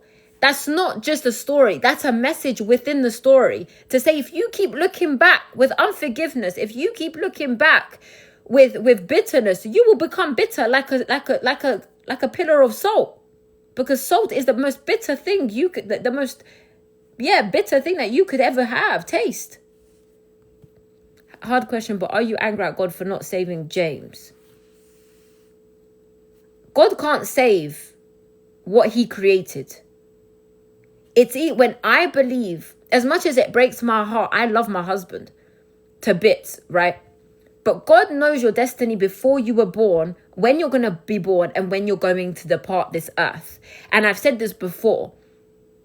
People already, so I don't believe in your life got caught short. Your life got caught. My ADHD's kicking in. Do you know when people say your life got cut short, right? God help me. What is this? I don't believe in your life getting cut short, right? Yeah, I don't believe in that, because nothing can be done without the authority of God. Nothing can be done, right? Your life cannot be cut short. Some people die in ways that in our human eye, is heinous, is tragic, it's unexpected, right? But just remember this. None of this can happen without God's authority. I'm so sorry. So for me, yes, am I upset? Yeah, everything is written, right? Even in the Bible, it says it. In the Quran, it says it. In everything, in every religion, it says it. So I don't believe your life being cut short. I believe that God knew you were going to die this way. And on that day, whether it's an execution day, whether it's a heinous crime, or whether you die from an illness or in peace, right? God knew you was going to die that way. You cannot stop what God has destined for you. You just can't. What is God's will? You cannot stop it. In our human eye, it looks heinous, it looks crazy, it looks unfair. But I cannot turn around and say to God, why did you, it's unfair, because it's not. You have to remember, we love these people, but Jesus loves these people more than we love them. And many times God had to remind me that God loves these people, his people, my husband and all these people, more than I love them. Do you get what? Thank you, Ariana. Do you get what I'm saying? I know it's not easy to accept it for a lot of people. Do I speak Arabic? No. I think when I was a Muslim, I was able to get the tongue, the grr from my neck, but my throat. But yeah, so that's what I'm saying to you. It's just, that's life. That's life. So when people say, oh, my life, somebody's life got cut short, it's like, it didn't get cut short. It's unfortunate how they passed, 100%. It shouldn't have happened in this earth. But remember this, it cannot be done without the authority of God. It cannot. Even Job, if whoever knows the story of Job, the enemy wanted to destroy Job, and it cannot, and the enemy could not do it until he got the authority from God. Sorry, guys, I just went on a religious faith thing, and I know a lot of people probably don't agree with me, but yeah. So as much as I'm angry, yeah, I can't be angry at God for what happened to James. I'm just happy he died in Christ. I find peace knowing, it's okay, Georgie. I'm just happy to know, don't get me wrong, I still have my beef with God right now. I'm trying, sir, what are you doing in my life right now? Because right now, you're forcing me to trust you. And that's what it is with your Lord. You have to trust him in absolute, complete totality. Right now, me and God are beefing, but I will never leave God behind. I will never turn my back to him. Because remember, again, in the Bible, it says in Matthew, God can turn around and say to you, depart from me because I never knew you. And that is the biggest fear to me. Before James, James always said to me, before you, there's God. I love my Lord more than I love you. And that's the truth. I will always love my Lord before I love him. Because without the Lord, all of this would have never happened. Without the Lord sending me into James's life, he wouldn't have not got saved. He didn't know Jesus. But this is the time. But then the Lord says in the Bible, you do not understand what I'm doing right now, but eventually you will. I'm just quoting it, right? And yeah, me and God have our beef right now. Like, sir, I knew what was going on with my life, and you just pulled the rug out of my feet. What the heck are you doing, sir? Because it is scary. It is scary. I'm like, God, what are you doing? But at the same time, now I'm like, God, do you know what? I've come to a point. God speaks about do not worry about tomorrow, for tomorrow has its own worries. Yeah, James got saved whilst we were together.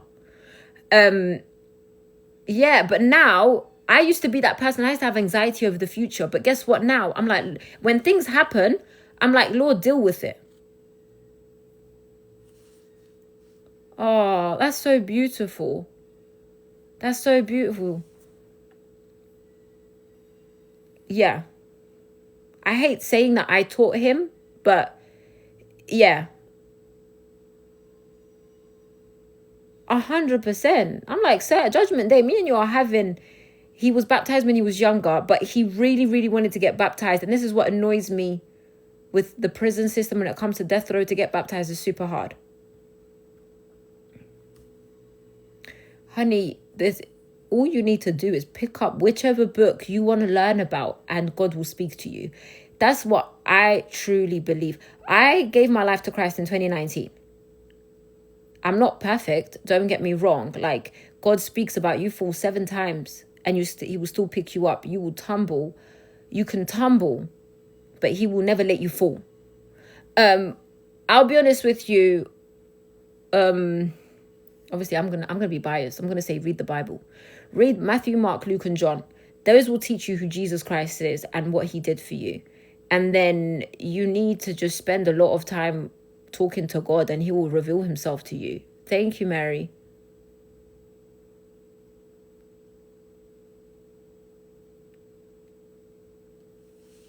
But yeah.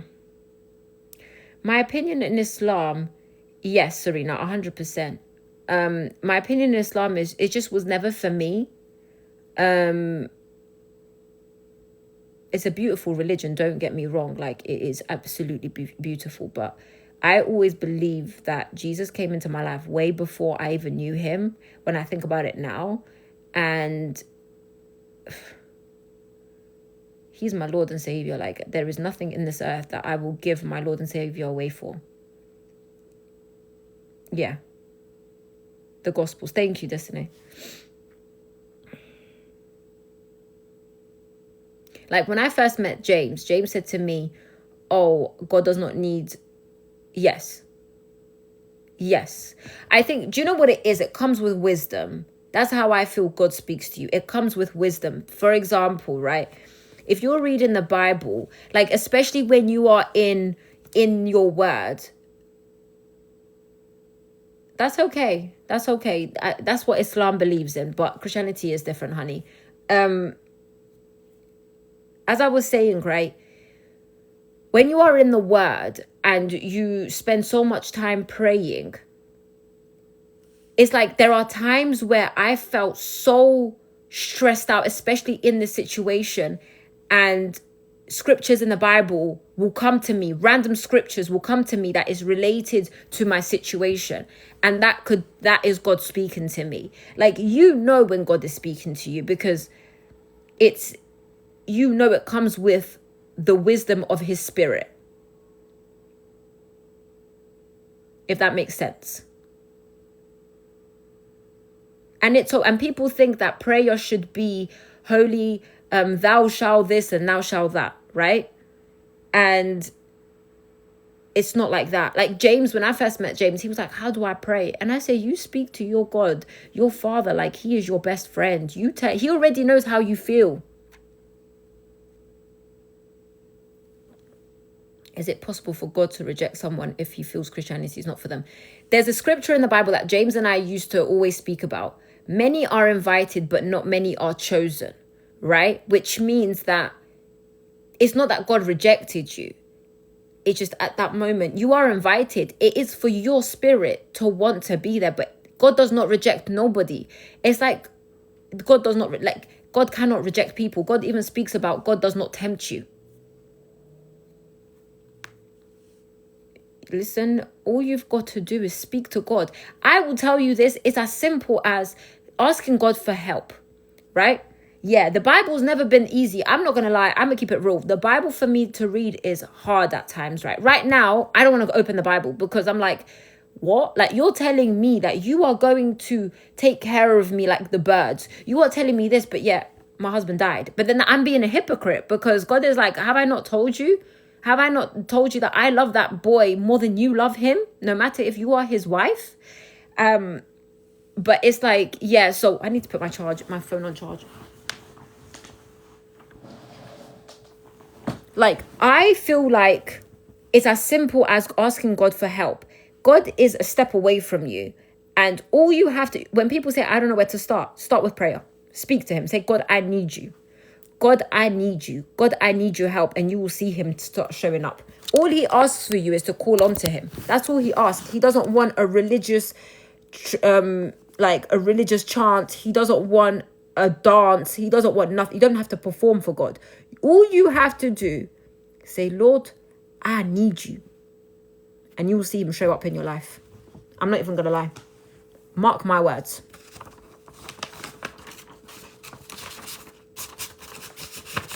Sorry, guys. I didn't realize I was going to go on in a rant. How did you roll into Christianity?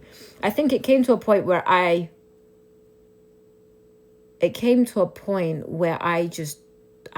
was just not in the place of Islam anymore. And it just wasn't for me. And I remember it was weird because it was like Christ would pop up in different ways. And yeah, I got introduced to Christ through people I worked with. Went to church. I remember I went to church and I was like, what is this? Why is there a male sitting next to me? Why is there music? What is this music up in there? And I remember saying to God, I was cheeky. I remember saying to God, whoever you are up there, I'm giving you a month, sir. A month to prove yourself to me. After 2 weeks, I gave my life to Christ. When I learned, and I was listening to a sermon about God's love, unconditional love, his agape love. And I said, sir, I want to serve you. I want to serve you. If you are the Lord that has agape love, unconditional love for me, I want to serve you. And I know it's not going to be easy because my heart is fueled in the worldly things. And it's going to be like having withdrawal symptoms from a drug. People don't understand the worldly things are it's like a drug in your heart. And when you give your life to Christ or whatever religion, whilst God is clearing that out, it's like you're going through withdrawal symptoms and sometimes you may relapse, and that is okay. That is okay because you still stick to the Lord. Do you know what I mean? Like, God speaks about it. The Lord knows what he created. You can't tell Elon Musk how to control a Tesla when he created that car. He knows what's the potentials of it going wrong, what the errors could be, how the Tesla could malfunction. He knows how the Tesla works. That's the same with God. You cannot tell God about his own creation. That's why in the Bible, it gives you the cheat code about how you should speak, how you should be, how there will be times where you're going to fall. And that's okay, but still hold on to him. And how has the journey with the Lord been for you? No, I don't mind asking. It's been hard because I was so deep in the world, right? I was so deep in the world. For somebody who loved going out, I used to drink. I used to like going clubbing. I used to love the worldly. I used to literally sit there and watch Love and Hip Hop. Like, people used to call me Mariah Lynn because I used to be blonde. Right? And it's like, you have to remember, that's what I'm saying. The worldly heart is poisoned with the worldly things. And until that is cleared out, and it's always going to need clearing because we live in the world, right? It's sometimes the enemy will tempt you. And a lot of people forget there is an enemy like God tells us, there is an enemy prowling, like sneaking around the world like a hungry lion. And that's what I'm saying to you, whether it's the Quran or whether it's the Bible, there's these books are a cheat code on how to have, right? It's a journey and not destination. So the Bible is a cheat code to life, and people don't understand that. Yes, there are stories in there that sometimes people are like, oh, I can't be bothered to read, right? But these stories, and people don't understand, when you read the Bible, let me tell you something, that Bible is a lie. That Bible speaks to you. Like, I have read the Bible and I'm like, let me tell you this, right?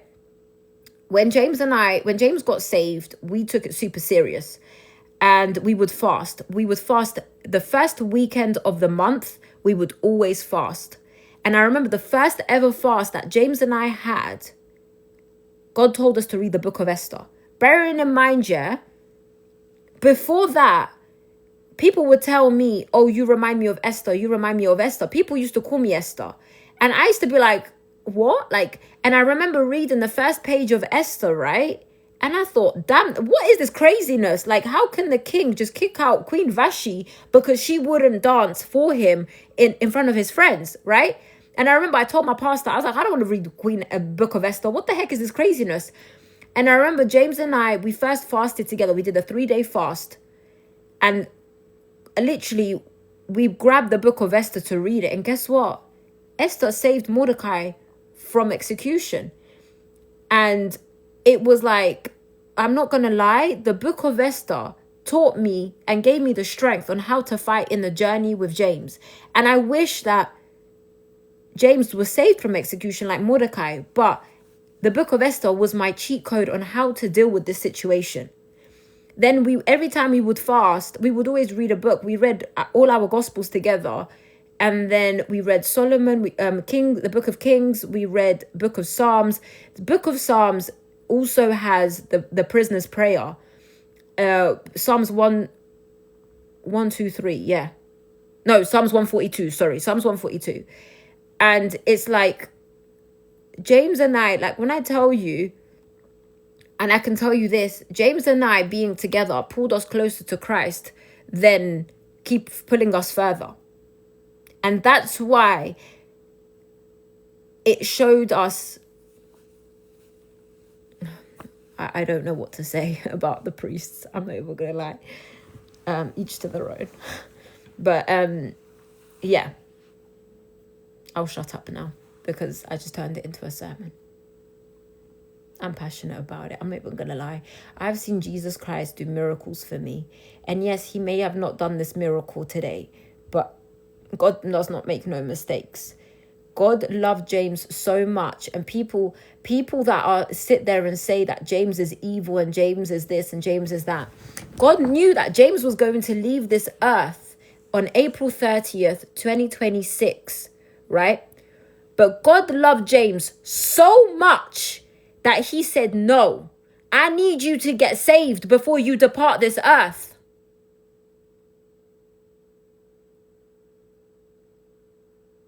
Do you hear that?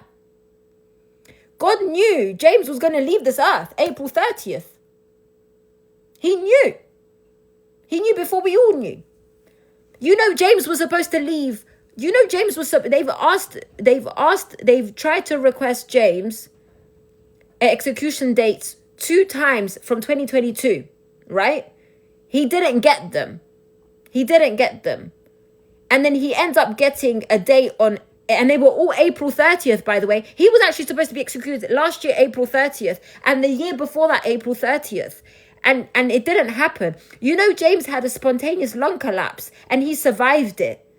James was, and look how much God loved my husband, right? Look how much God loved my husband that he said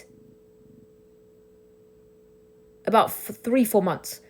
He said, I know my son is going to come back home to me on April 30th, 2026, but I need him to surrender his life to me before I take him home.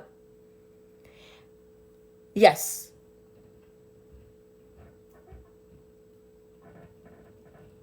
Am I making sense? I don't know. And that's where I find peace. That my husband God loved him so much that my husband was not willing to let him leave this earth before he gave his life to Christ. And if that's what God used me, if God used me just to introduce him to Christ, the Lord Heavenly Father, what does James, the book of James, say at the end? What does the book of James say at the end?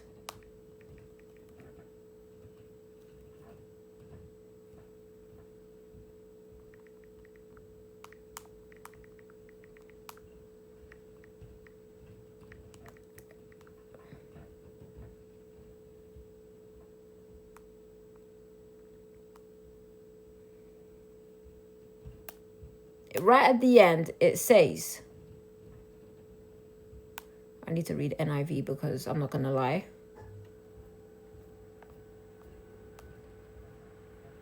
Right at the end, right? It says, my brothers and sisters, if one of you shall wander from the truth and someone shall bring that person back, remember this, whoever turns a sinner from the error of their way will save them from death and cover over a multitude of sins, right? And my husband, yes, he went home to the Lord, but he's now with Christ. He's in heaven. He is sleeping right now. Because the Bible in Thessalonians speaks that the spirit will sleep until Jesus comes and says, spirits and people, come, wake up. Thank you.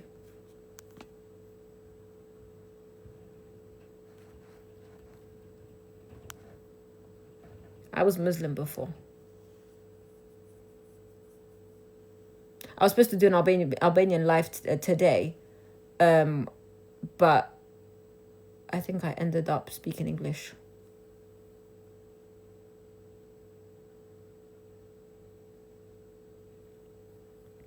James and I always knew what kind of rings we wanted. We had spoken about it before. And we had exchanged pictures on the stuff that, like, the kind of ring he wanted and the kind of ring I wanted. Why did I change religion? Because Islam wasn't for me.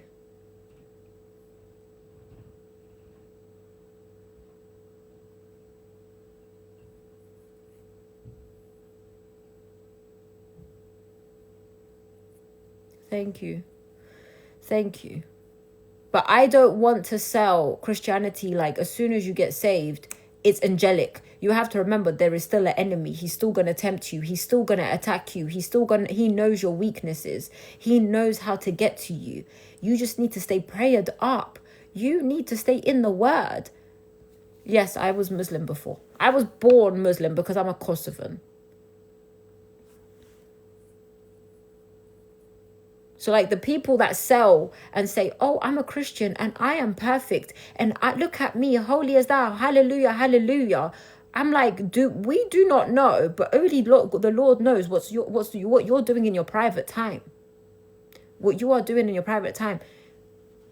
Christianity is not meant to be religious. It's meant to be a part of your life. It's meant to be a part of your walk. I will never sit here and say, oh, I'm saved and I'm incredible and I'm perfect. Some, yeah. I'll be honest with you, all my support is in the US. Yeah. And God speaks about that too. God speaks about people that make Christ about religion. Again, like I said, the Bible speaks about everything that you need to know. He knows. The Bible is the manual of his creation. Do you get, like, do you know when you buy something and they give you the manual on how to fix something if it errors? Yeah. That's what the Bible is. You know when you buy it, like when you buy, for example, a washing machine or something, it comes with a manual, and in the manual it tells you how to use it, the error codes, how to fix it, and stuff like that. And sometimes you have to call the makers of that company, right? That calling, see that as the prayer to the Lord. See that calling when it says, please contact this number if you need extra help. That is the prayer to the Lord. That is calling to the Lord. And then the manual is the Bible to teach you if you want some instant help. But don't get me wrong. Go to Proverbs. I call Proverbs the spiritual beating from the Lord, because it will rebuke you. Thank you. Thank you so much. Like, not many people can read Proverbs and not feel convicted. I tell you that. Even the strongest of in faith, when they read Proverbs, it convicts them because we fall short in so many ways. So when people sit there and use the Bible that it's okay to execute people, are you reading the same Bible I'm reading? Yes, my daughter, she's a church kid. She's a church kid. She's always been raised as a church kid. Yes, we did Bible studies together. We did Bible studies every day. My daughter got baptized 2 years ago in May 15th, 2024. That's when she got baptized. She woke up one day and was like, we spoke every single day, Alyssa. Every single day. Oh, you're from Dallas. You know what? I need you because you do photography. I'm going to have to contact you. I'm definitely going to contact you because I want to do a photo shoot with my daughter.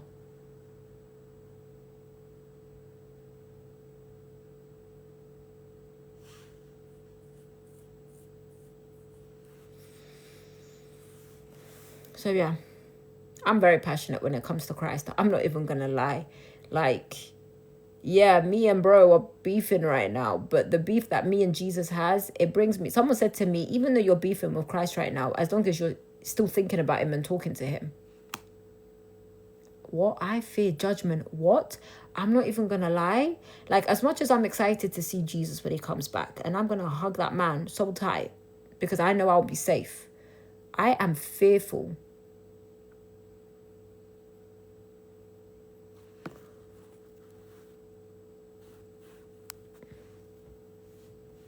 You have to fear the Lord, you know. I'm not even going to lie. You have to fear the Lord because he makes the final decisions. Oh, who fears the judgment for conversion? Honey, I'm not even going to lie. The day you face the Lord alone, nobody of those people that judged you will be there to save you. I'm telling you now. That's okay, Sarai. Thank you. Just think about this. You are born alone and you will die alone and you will go back to your Lord alone.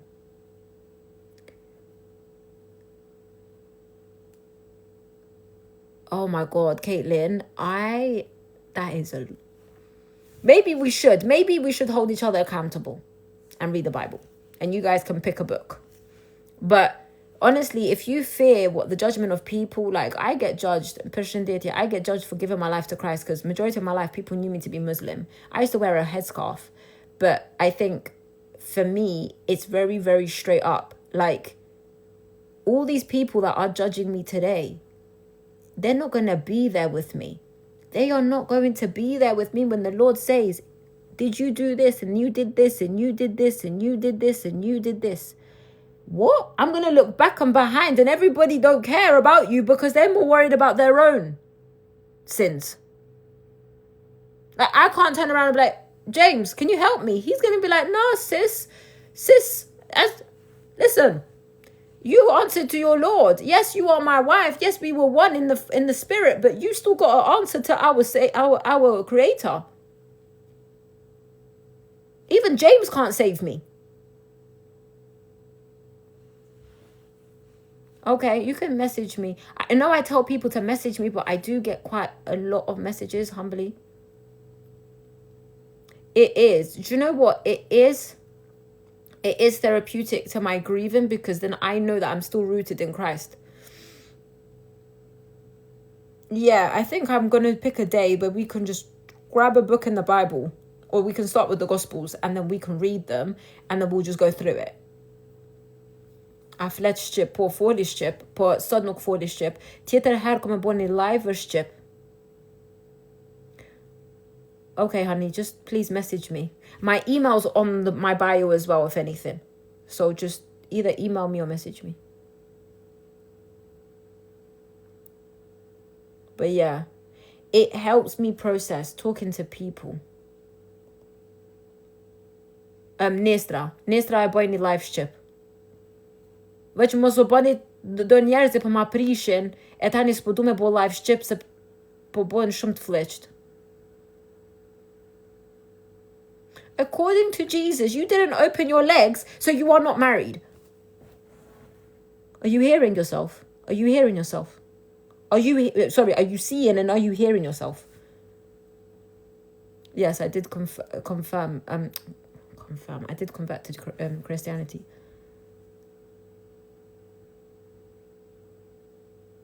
A lot of people commit fornication. Really and truly, if you're saying that, right?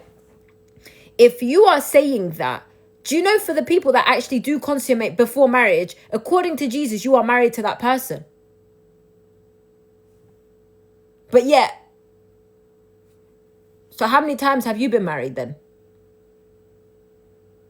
But thank God for the woman at the well with the 5 husbands where Jesus gave her the water of life. So I pray to the name that you get the water of life. Did I have a lot of support when I converted? Yes, I was around a lot of like-minded people, and I think that's very, very, very important. Yes, I was able to spend a lot of times with James. I had, a lot of time. I was always visiting him. I spent so much time with him. Honey, you think I haven't read the Bible?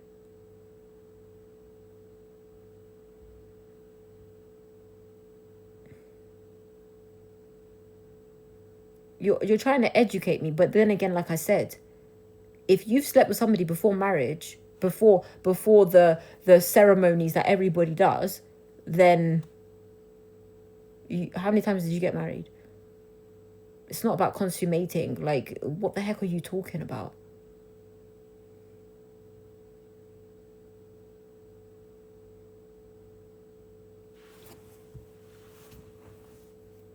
Some people are so... I find it so weird that some people are so more interested in mine and James's intimate, private life than bigger problems in this earth. Like, do you guys want, like, what do you guys want to know?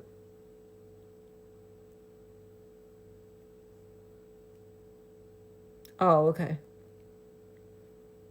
It's very weird. Like, if I imagine, it's like, do you know when people kept saying, right? People kept saying to me, asking me questions about my husband. I asked somebody, I said, would you like it if I asked you where your wife is? You wouldn't. Where your husband is. You'd be like, mind your damn business. So why is it okay for you to ask me about personal questions about my husband? If I came to you on the outside and I said to you, oh, have you had intimacy with your husband or wife? You would look at me like, are you mad? Are you crazy? Like, why are you so interested about me and my husband and our intimate life? Like, ask me questions about my husband and his case and nicer things, but I don't understand, why are you guys, like, if you're, it's just, I was born in Kosovo. Yes, I was born in Kosovo. Who is this weirdo? They just keep making the same fake account. Like, how do you have time?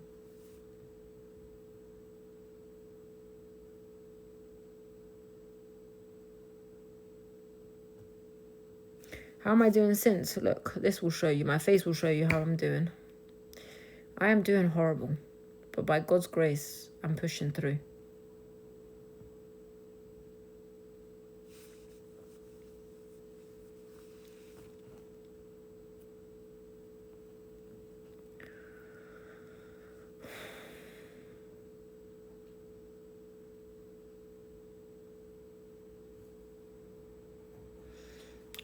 I'll be honest with you, all my support system is in Dallas and in New York and over there, everywhere. Thank you so much. Thank you so, so much. So, yeah. I feel sad for people that fear judgment from others because they feel like they have to. I love the US. I'm not even gonna lie. I love the US. Yeah. James thought I was a catfish. James thought he just thought, what the heck? Like, he's so funny. He said to me when I sent him the photos the first time of me, he was like, why would a woman like you message me? Like, he didn't believe it was me in the beginning because he couldn't understand why someone, like, he used to say, like, why would a woman like you message me? We met 2 years ago.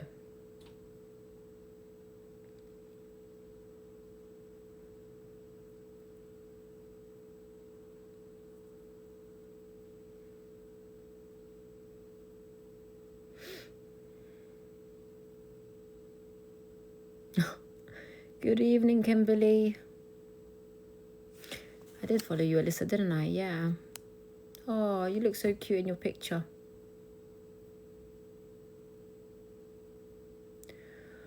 Oh, do you know what? Get out my face, please, because you're just being annoying with 0 followers. And I think I know who you are because you are the same person that you are one of the family. You must be one of the family members that always used to say this to me.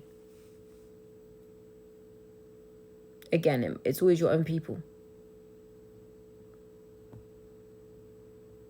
I think I know who that. If that's the person I think it is, honestly, go take care of your wife and your marriage. Because if I bait out your marriage, you will not like me for the rest of your days. But I have to hide your sin.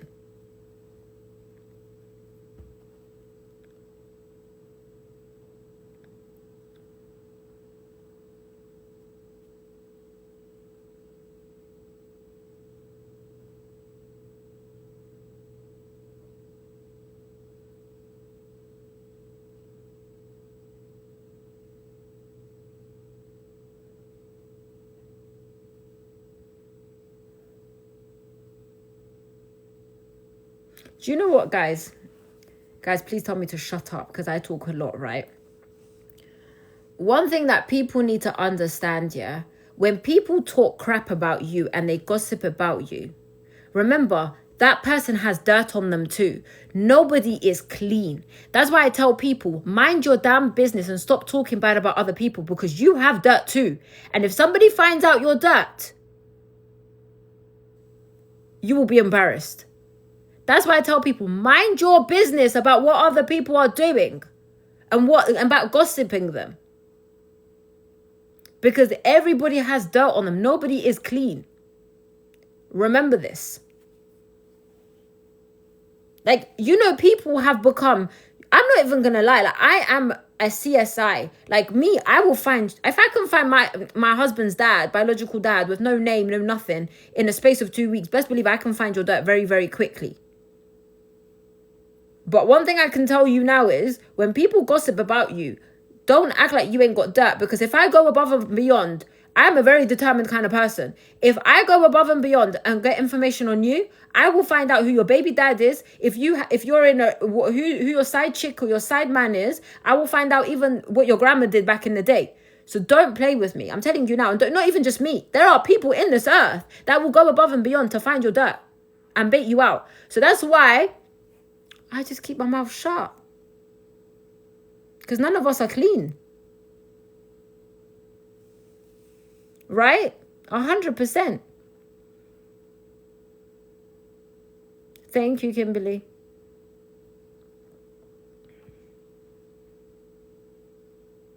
We all have dirt.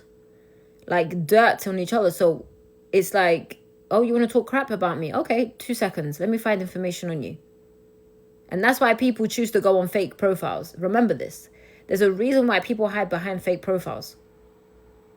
Because they can't face you face to face. Because they know that dirt is dirty. It's muddy. It's as muddy as when the hailstorm hits in Dallas and it floods and all that land of dirt gets together and it becomes mucky. The Dallas people know what I'm talking about. Them hailstorms. You guys know. I'm not gonna lie, I love it though. I love it when we have rainstorms in Texas.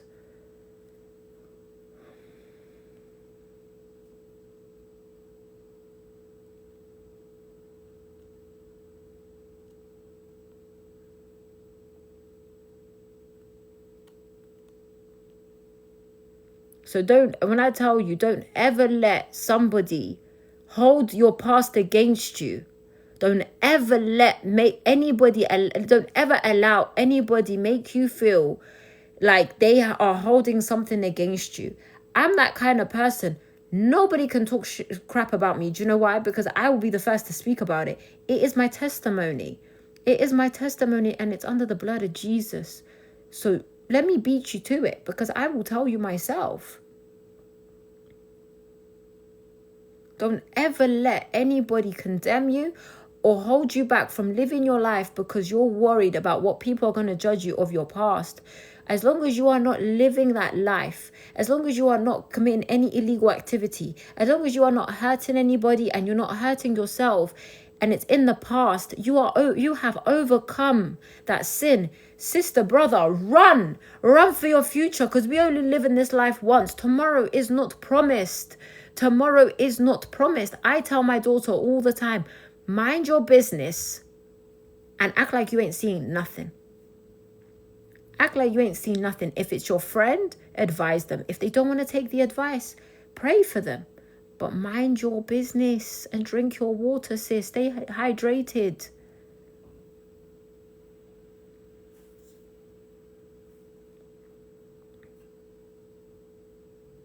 Like, people tell me, oh, do you know your past? Yeah, I know it because I lived it. What do you mean, do I know it? I know I lived it. I was in it. But I'm not doing it anymore. I've overcome it. I'm a new person. I am not the 17-year-old, 16-year-old Tiana. I'm not the 25-year-old Tiana. There's nothing wrong with my past. I'm just saying. There's not what is wrong? What could be wrong with your past? Like, there could be loads of other stuff. I went clubbing. You know what I'm saying? Like, it's about becoming a better version of you. If you've done things that you don't appreciate or you like, people do make mistakes in this lifetime. That's why Jesus Christ speaks about moving forward, leaving your sin behind, overcoming it, becoming renewed in your spirit and in your heart.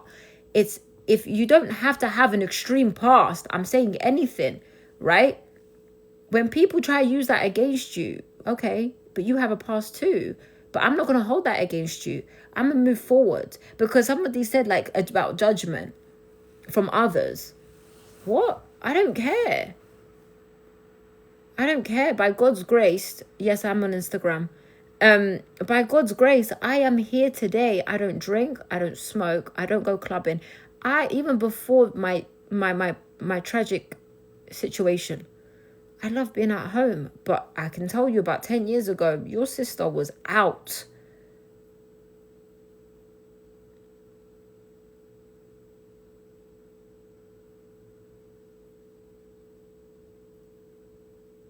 You know, when I gave my life to Christ, let me tell you how crazy it is, yeah? August 2019, I was partying it up. That's my birthday month. I was getting drunk. I was partying it up every other day. My daughter goes to her dad for the summer. I am living my best life.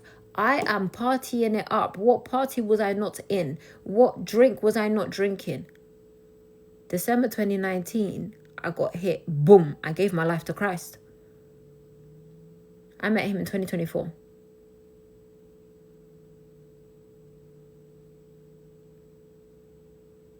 That's how, can you see what I'm saying? Like, August 2019, I was partying it. September 2019, I ended up giving my life to Christ. If you had told me in August I was going to give my life to Christ, a few weeks later, I would have laughed in your face and said, please, where is the Patron shots? Where are the Patron shots? And when's the next party? Literally a few weeks later, I end up in church and I give my life to Christ. And I never touched an alcohol after that. Well, I can't say never, because there's been times like a champagne here. But like, I've never touched alcohol to the level that I did back in then, a month before. No, I wasn't raised Christian. I was raised Muslim.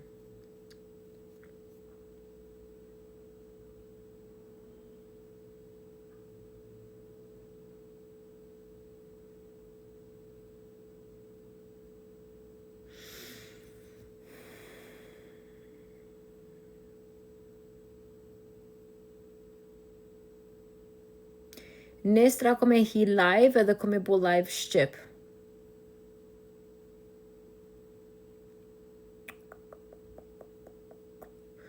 What made you realize Christianity is for me and not Islam? There was a very big gap between the conversion.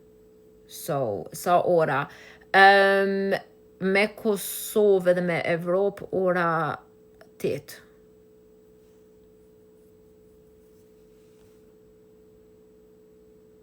Hi, Kendra. I've been loving your TikToks. They're so cute. They are so beautiful. I hope you and Drew are doing okay.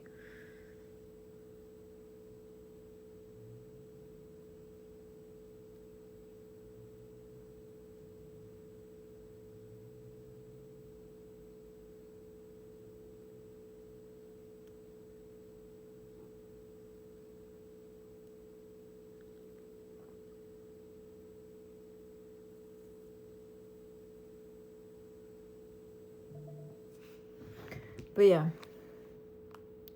that's why I say to people, giving my life to Christ was the best thing I've ever done in my whole entire life.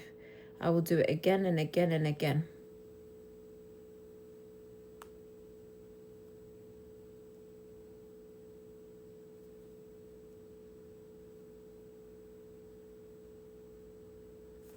Tawanda, I knew you was going to come in here with the big questions. As soon as I saw your face, I swear to God, I knew you was going to come here. And you've got ADHD like myself. Of course. Of course. He didn't... If you're trying to blame my husband for something he didn't do, please don't go there. But my husband was always sorry for ending up in a situation where 2 lives were lost. But that was never his responsibility. He cannot be responsible for his cousin's actions. Kendra, message me, please. I was going to ask you some questions.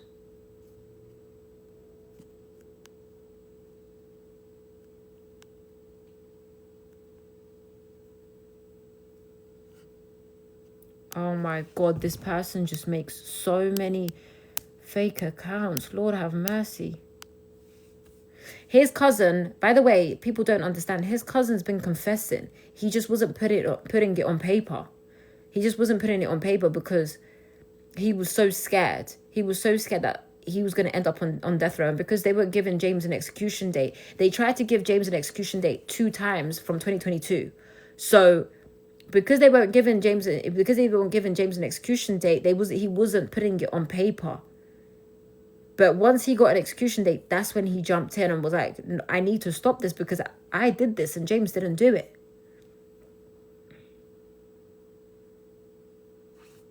But he's been saying this to our lawyers for a long time.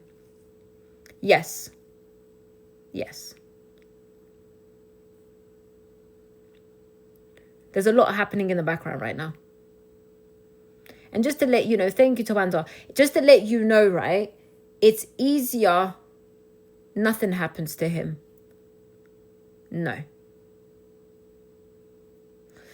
It's easier to exonerate somebody and prove their innocence after they've been killed than whilst they're alive.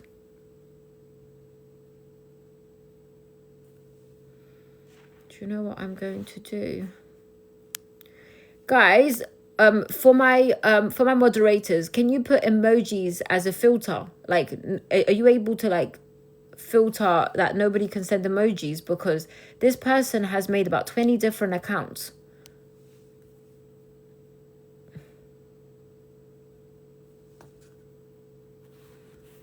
Yeah, I'm gonna do that.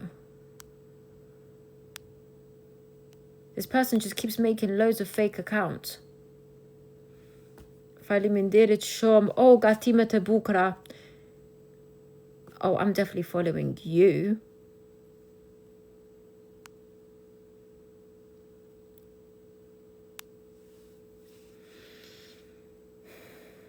So the cousin will never get anything. He'll just spend the rest of his life in prison. No.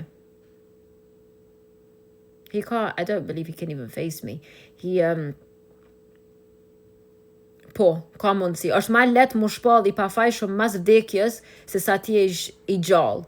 Për shkak që kur je i gjallë, politika Båhet har lama politik. Apun kapitan? Yeah. Because like they will be like, okay, we're happy to exonerate him. He's dead. Like we still achieved what we wanted.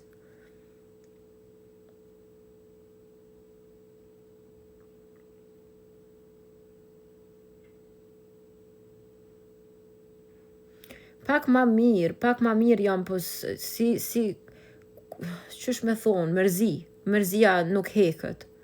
është shtirë. Faleminderit shumë. Sorry guys, I keep saying some stuff in Albanian. Qysh me pranu dialitezës e mas me liru. S'po koptaj më falë gjina.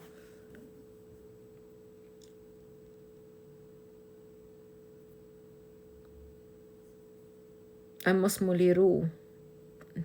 Ligjet parja, politika, rrenat. Oh. Yes, he told me there were so many things why James told me not to give up. One, because he knew mentally it was going to mess me up for the rest of my life. And I always told him, like, after you pass, there's no reason for me to continue living the life that I wanted to live. That was one of the reasons why he said to me, don't give up. And then the other one was, don't give up in proving his innocence. And there's so many other reasons why he said don't give up. Thash qysh se kanë lirum prej vdekjes edhe pse është më falë se kuptova. Është problemi I parev, problemi politikës, ku e kita kur u konë në borg. Nuk e di që nuk është se normal, po e kum taku kur u konë në borg, tu I studiu masterin. Juridic. I forgot what I was going to say.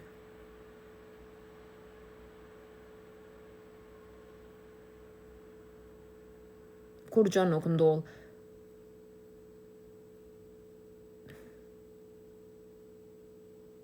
Sorry guys, I'm receiving a lot of Albanian questions. Yeah.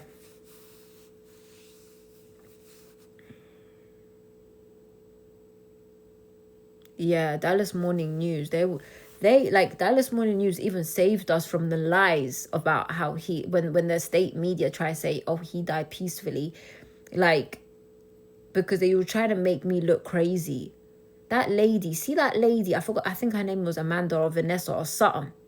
Like, that lady makes me sick. Like,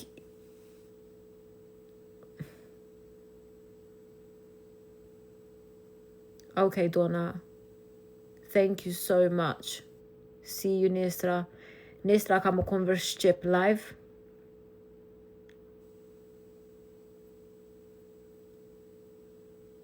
Natën e mirë. Yeah, so they know what they did to my husband.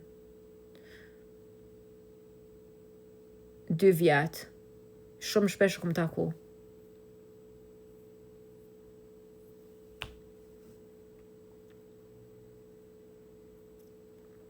And when the media lie, oh, yeah, he did not die peacefully. Like, I've got the description on my TikTok. If you check on the profile, you'll see. My husband did definitely not die. Did you see what happened to the guy yesterday? They couldn't find his vein, and they kept poking him until he started bleeding out. And he was groaning. He was groaning from it. So it's like,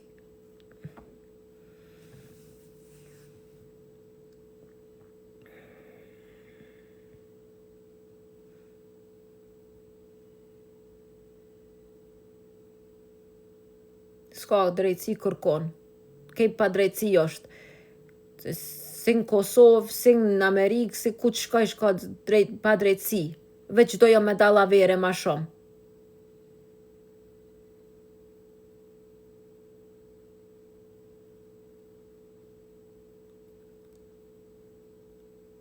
It's not the death rattle, I promise you. Do you know what a death rattle is? Is when you end up into, like, for example, if you have I've seen somebody have a death rattle. It's like when you go into cardiac arrest, right? And you're literally, your body's passing. It's like you snore. James did not have that. James groaned from the pain and then he went unconscious, and my husband was just going blue and blue and blue. You can see he was being suffocated. That a death rattle is literally the death snore, and then you have that when you are dying, when you're unconscious. And generally, if you give somebody like CPR, you will hear them snore. Like, I've heard it before. There's no death rattle. It's a lie. That's a lie.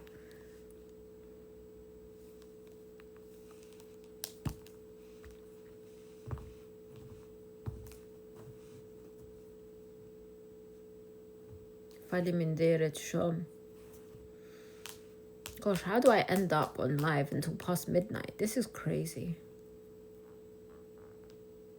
Nuk e kanë qetë su, si ai qenin kur ta mysin ma mirë, ma qetësi, pulat kur ti prejnë është ma letë se sa që shë kanë mytë.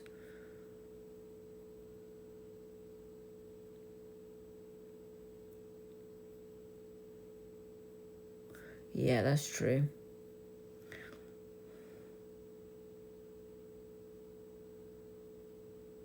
Yeah, I did. I spent a lot of time with his buddy. Hi. Mire ki, valla, që ashtu këthesht ma herët, që vërë Zotit ta jep jetë dhe ta merë. Që ka me boj, ka pas shkrume. I'm okay. How are you?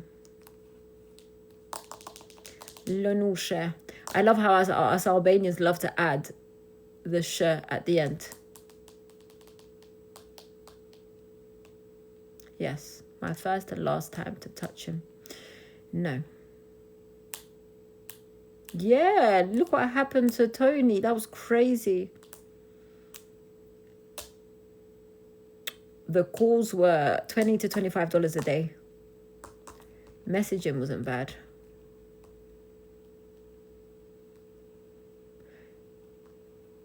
Boy. Qysh me heken budallakijat. Ma leto budallakia sa mençuria.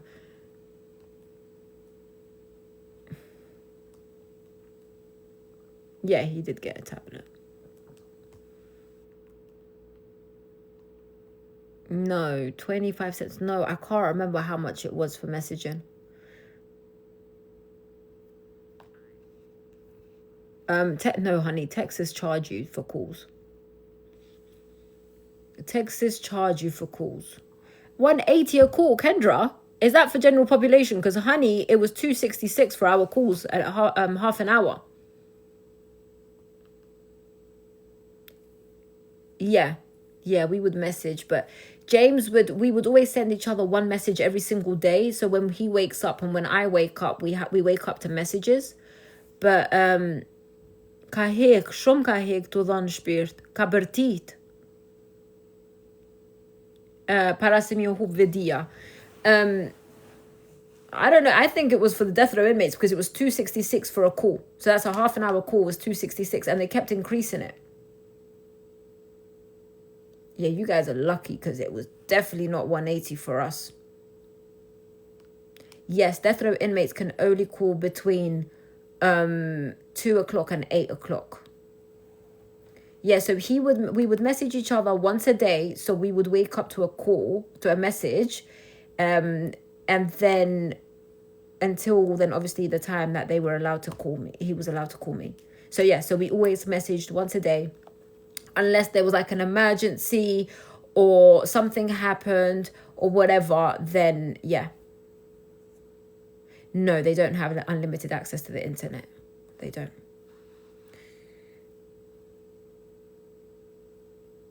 From 2 to 8.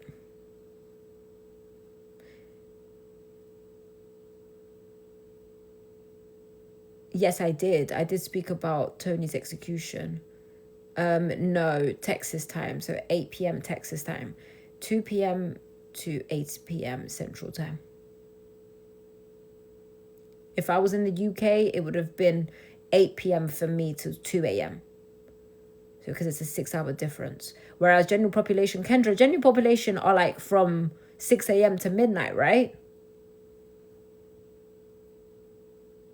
Thank you. Yeah. We used to wish we had that timing. Oh, 5 to 12. See? Incredible. We wished we had that timing because obviously, because we only had 6 hours a day, we would use the whole 6 hours. We used to wish we had that timing because obviously we could have spread it out.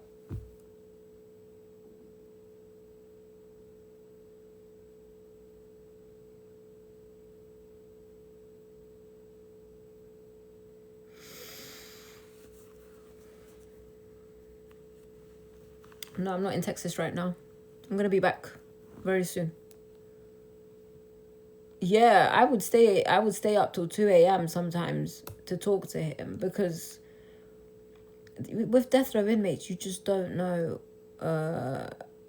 We would visit each other all the time. I would be in Texas every 6 weeks. I would be in Texas every 6 weeks. I would travel a lot because obviously I was in the middle of my studies. I was doing a lot of stuff at the same time and taking care of my daughter and whatever I could. So I would go to Texas quite a lot. I had to be in New York a lot. I was always traveling.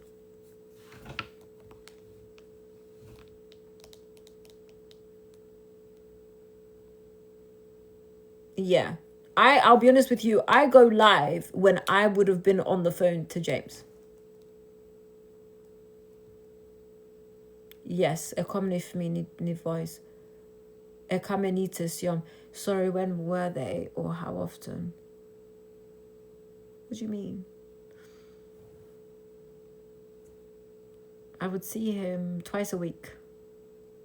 I will see him twice a I would have a special visit once a month and then I would see him every week. Either a Tuesday, Thursday or a Saturday.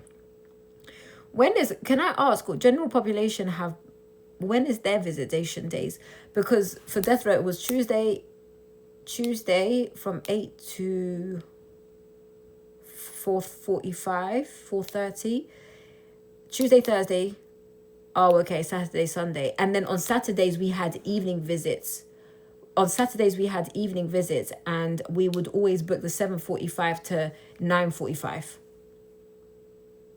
Yeah, it's literally you get 4-hour visits. I'm not even gonna lie.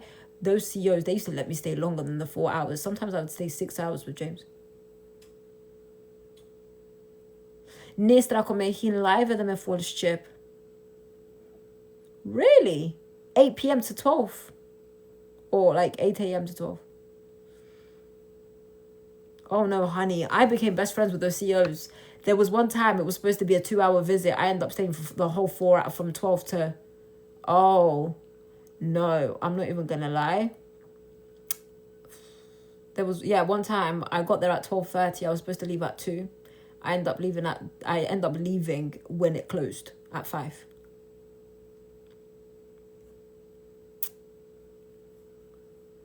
I'm not going to lie. It helps being friends. It helps being getting along with them. Mir. Yeah, because they knew James and I we was in our own little world. Like all James and I would do. Oh my God, guys. This, I'm so sorry. This is prison wife talk, yeah? James and I was that kind of couple. The only time you saw me stand up was to get the food. That was it. To go to the vending machines, thank you so much, and to get the food, right? That's the only time you saw me get up. And the rest of that visit will be me sitting down talking to him. Have you guys ever noticed there are some women, God forgive me, please guys tell me if I should shut my mouth, yeah? That just walk up and down for attention. Have you not realized this? And they wear the most... Anyways, I just got convicted. Never mind.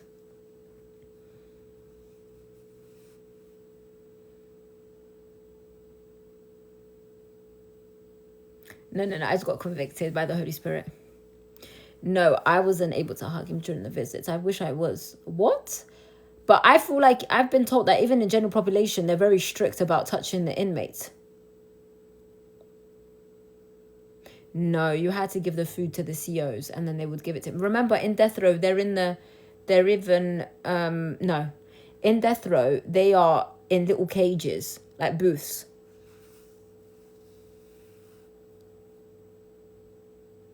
I don't know how Tennessee's messaging system is.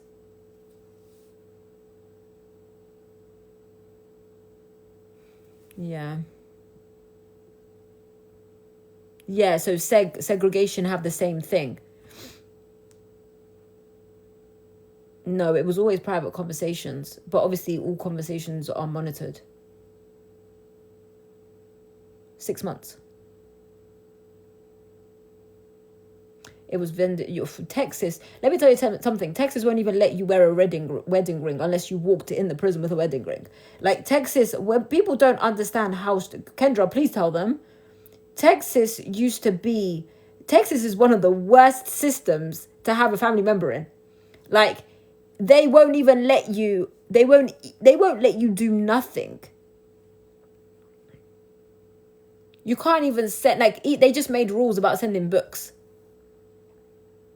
Oh, he loved his honey buns. What? He loved his honey buns.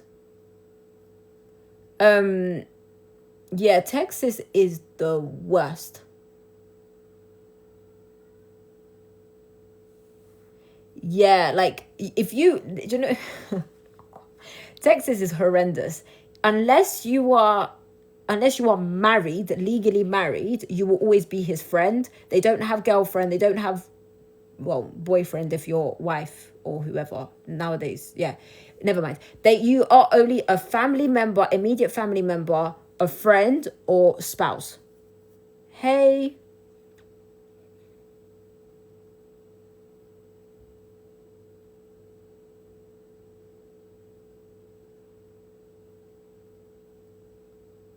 Like, when I became wife, the treatment changed.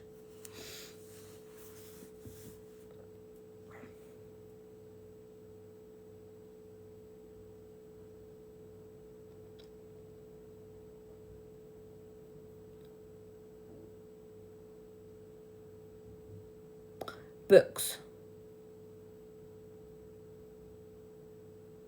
I think so, Alyssa. I think I did. What was your question? I think I have already. Books. That's all I could from Amazon. So you can't, even with Texas TDCJ, right? You can't directly send them a book. You have to order it from Amazon to go straight to the units. And now they've even said since April, you're not allowed to send a hardback book anymore, which is wild. Like they're so strict, like so strict. Yeah. No, so even photos, they cannot they cannot physically hold photos anymore. It's all sent to them digitally. So if you send it to their like processing center, they will scan it and send it to their tablets. They can no longer have physical printouts of pictures sent to them. They used to back in the day, because when James gave me poor come Instagram, Bayo Tamin, even when like James used to be able to do it before COVID. James told me that before COVID there was a lot, they were easier, but since COVID,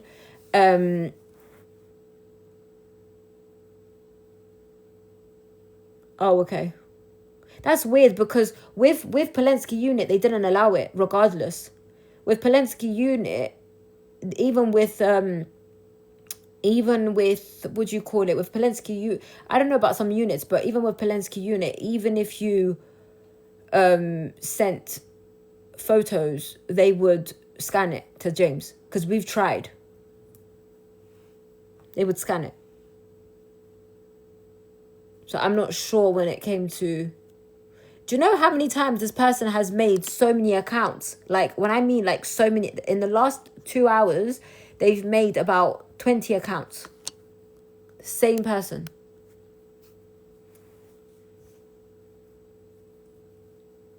We had an officiant, we prayed, and we said our vows. No, they didn't allow... In Polensky unit, they didn't allow it. Maybe it was just for death row, they didn't allow it. But yeah, we didn't, because we tried. We tried and they said, no, we're not allowed. Because he wanted a photo. He wanted photos, obviously. to have physical photos, and they wasn't allowing us. They said, well, I'm guessing, I think it was just for death row inmates, if that's the case. What? Did they make it hard? But people say, oh, you only got married for 2 weeks. People don't realize we've been trying to get married for nearly a year. And they, like, we would book it, we would get the ID. You know, like, to get your ID was from the law library, took months. And then not only that, then you have to send the no appearance, what is it, affidavit? I can never pronounce that word. So then that has to go for it to be notarized by the law library. That took ages. And then it was just, we were supposed to get married. Last year we were supposed to get married. And then they didn't let us until 2 weeks before. So that's when people say, oh, you've only known him for 16 days. That's a lie. Like, we were so upset that we couldn't be married before that.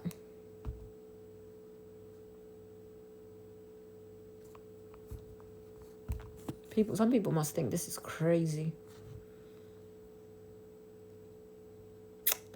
We found out December 17th about his execution day. So what, about 4 months? That's the limit in Texas. Florida's a month. Florida will give you your execution date the month before.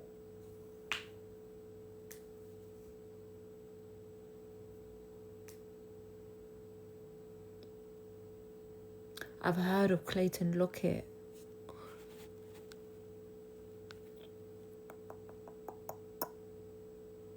Okay. Message me.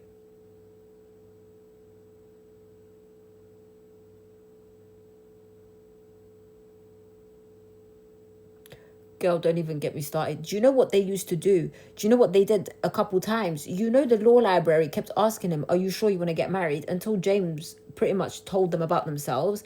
And then, you know, right? You know that they left the confirmed signed warden letter. You know how the authorization of the warden's letter. You know they left the I-60 on the table for over 3 weeks. For 3 weeks. You're funny, Destiny. You are so funny. They left it for 3 weeks, right? And then it got given to us, and the chaplain realized what they were doing. So the chaplain said, tell her to call me ASAP to book in your marriage.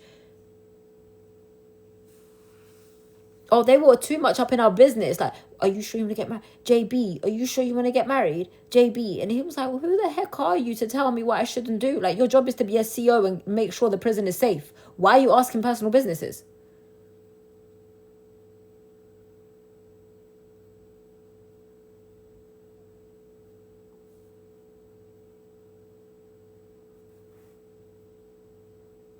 Më falë se parë se janë ardhur shumë shpejt.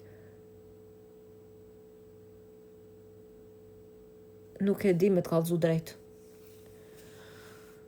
Yeah, I'm going to do it. I'm definitely going to check on Clayton Lockett. I have heard of his case before, but I'll be honest with you, I am not doing any, like, I don't know. Fillim 2008, kur e kam pasën gjykatën për këtë ngjarje, e kanë ditë prej fillimit që ADN-ja gjatë tezës është në armë edhe në viktima. Kur James nuk e ka pas ADN kërkon, se ka pas kërkon.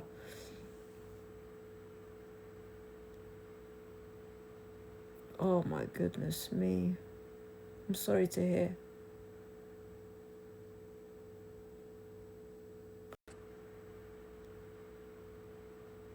Oh my goodness me. I'm sorry to hear. Goodness me. I'm sorry to hear.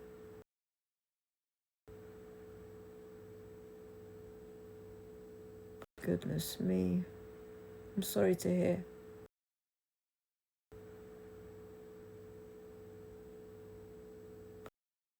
Sorry, I was just checking my notifications. I haven't been on my phone so long. What did he have on his tablet? Movies, games, music. messages, sermons, the Bible. Can you hear me now? Yeah, I'm going to look into it. And then we'll speak.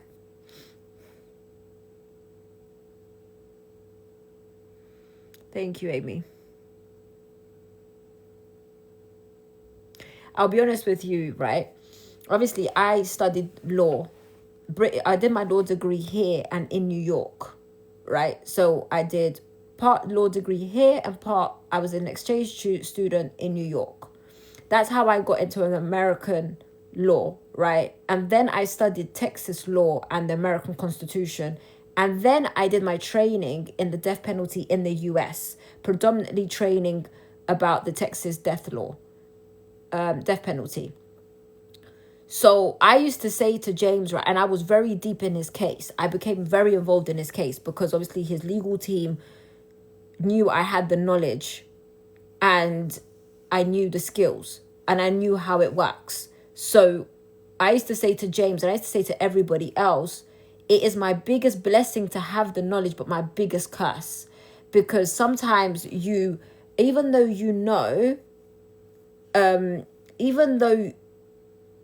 like having the skill and having the knowledge is incredible. But when it's a loved one that you are, and now I understand why it's not good to help a family member, whether you're a doctor, whether you're a lawyer, whatever you are, right? It's hard because you can't put your feelings to the side, especially when you know the law. And then when you know the law and then Texas chooses not to abide by the law, that's when it stresses you out even more. My hair thinned. Like my hair was thick. I lost it. Really? I've heard the bar is really, really hard. Obviously, I paused the bar so I can focus on James's case. But God willing, I'm now in the process of studying for the bar. And I know that the next bar exam is next February because there's one in July now, but that's too late to apply for. Por Nestra come full ship. Yeah, so I have started studying for the bar. Honey, people are not ready for me. Like, people are not ready for what is about to happen. Just pray for me. Pray for God to protect me and pray for my health. And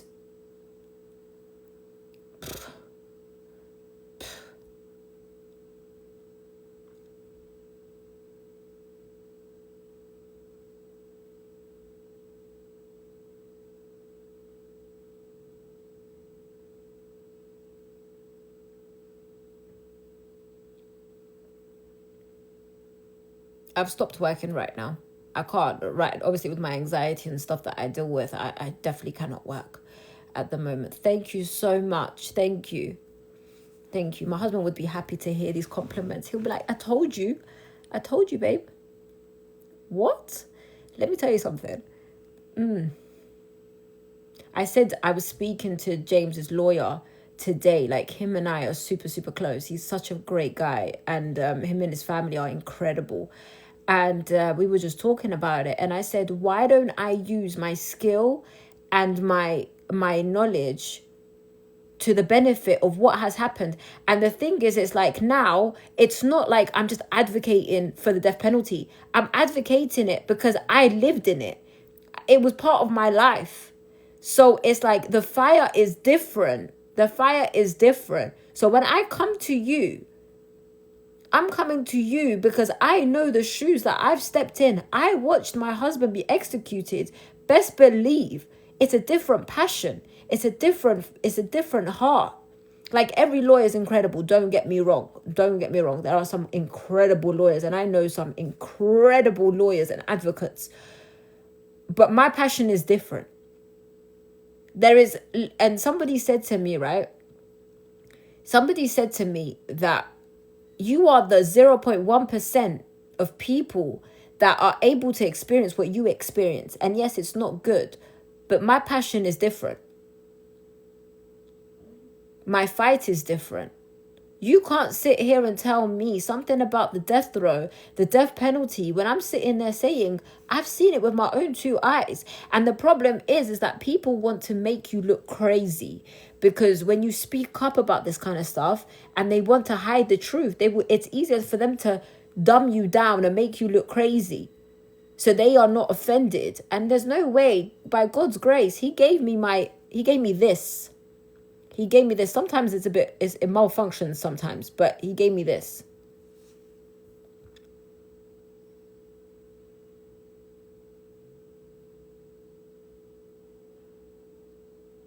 And that's why yesterday I said, people thought, the same people that have been trying to kill my husband for 17 years, look at God. He left something behind. Not only did my husband get saved before he died, he also left something behind to continue fighting for his name. That doesn't happen often in this lifetime.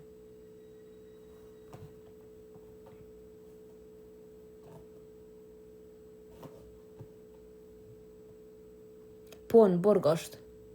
I Periaccio.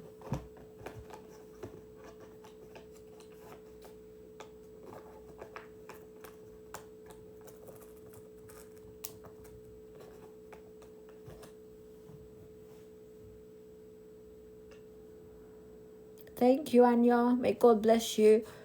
So this is why, yes, I'm grieving. Yes, I'm hurt. Yes, I'm learning to live without hearing his voice every single day, without being around him. But people can't overlook what God is doing right now.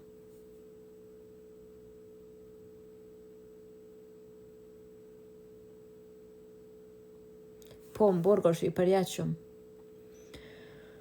Yeah.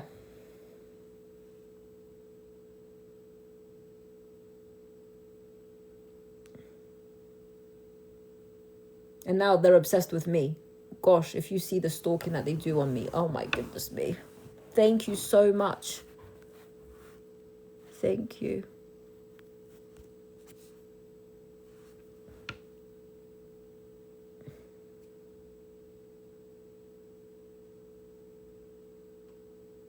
A 100%. 100%. 100%. Sometimes God has to test you. Well, God doesn't tempt you, but sometimes you get tested in order to light the fire in your stomach for what God has for you. Sometimes you have to be tested to light that fire. And yeah. Thank you, sis. Oh my God, thank you. Oh, that is so cute. Thank you. Jo, jag den kurskan vem ut.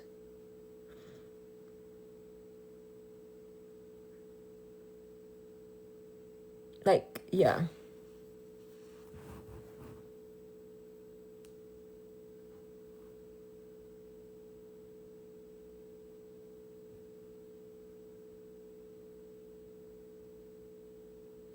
They don't do last meals in Texas anymore.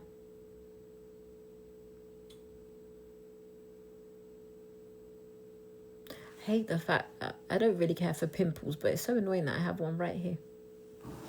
Just pointing out.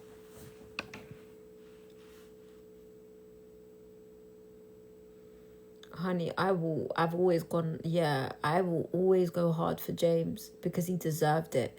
He deserves it. And that's why I was so mad. Thank God I had to pray about it. But that's why I was so mad at so many people who were sitting there messaging my husband, enjoying his company, but people weren't willing to fight for him. Yes, my husband was nice to speak to and he was very intelligent and very good with his words and whatever, but what annoyed me is all these people were enjoying his company, but nobody was willing to go out there and fight for him because they didn't want their name associated to a death row inmate. And that's why I was so mad. That's why I was so mad at so many people. You guys are sitting there kiki kaka with my husband, fair enough, but he needed you guys. You guys all knew he needed you more than your ego needed him. So it's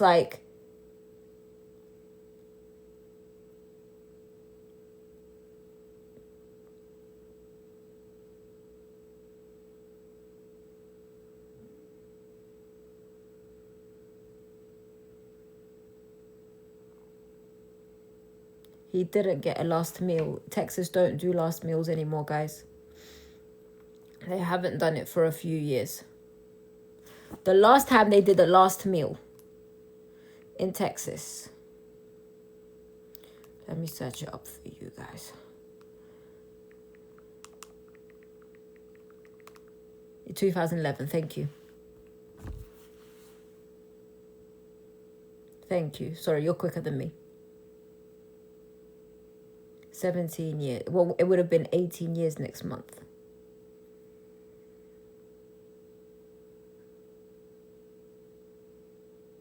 He didn't call nobody but me, Kendra. You know that, right? He did not call but nobody but me. And like, I became his thank you so much. I'm not gonna lie, James and I were like Batty and Bench. It was 6 years.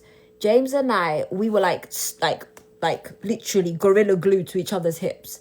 And he didn't call nobody but me. Even though he took everybody else's number, he just wanted to call me. Like every time he was like, I need my wife. I need to call my wife. I need my wife. I need to call my... It was like, my wife, my wife, my wife. The whole time. And, yeah, like...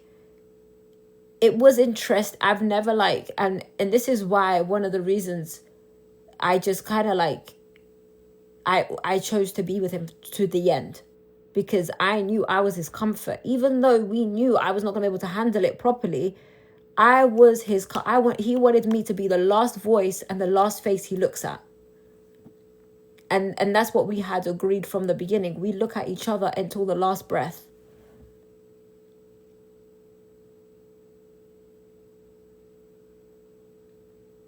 Yeah. Sorry, Kendra. I'm so passionate about it.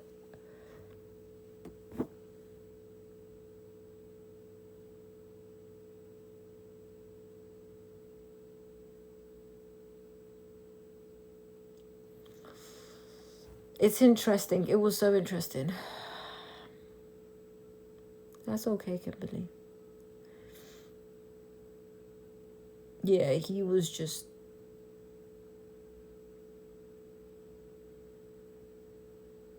Yeah. Do you know what? Humbly I say this, I'm so glad I was, because he needed that. He needed to know that there was somebody there for him no matter what, that wasn't using him for their egos, or wasn't using their like I'm not gonna lie, yeah, I have to keep it real. There are some people that contact inmates for their own egotistical boosts, right? Poor Yisha. Some people are just weird. Like, Kendra, please tell me if I'm lying. Some people, like, I can tell you now, yeah, some people fantasize over inmates. Like, they fantasize over, especially death row inmates. Some people have, like, a fetish on them, or it's weird. Like, you don't understand. I've seen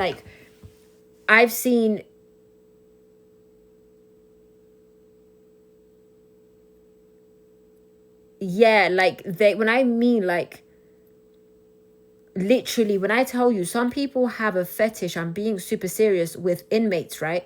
And some people will message these inmates, because I'm not gonna lie, like, we have to keep it real. These inmates, when they don't have serious relationships and they don't have wives, I don't blame them. Talk to these girls, right? And they will talk to them, but they use them for egotistical reasons, to feel like, because they're not getting attention in the outside, and they can sell dreams to these men and women in prison, they get their egos boosted, right? Yeah, like they're emotional doormats. Like, it's weird. And then they will start using money as a way of controlling them, because they know that these people in prison, they need money, and they do. Like, they need money, so they will use the money as a way to control the inmates. And I've seen it before, where they'll be like, oh, if you don't call me, I'm not sending you no commissary. If you don't do this, I'm not sending you no money. I'm not topping up your Securus or whatever. Like, people, like, trust me, people don't know that side.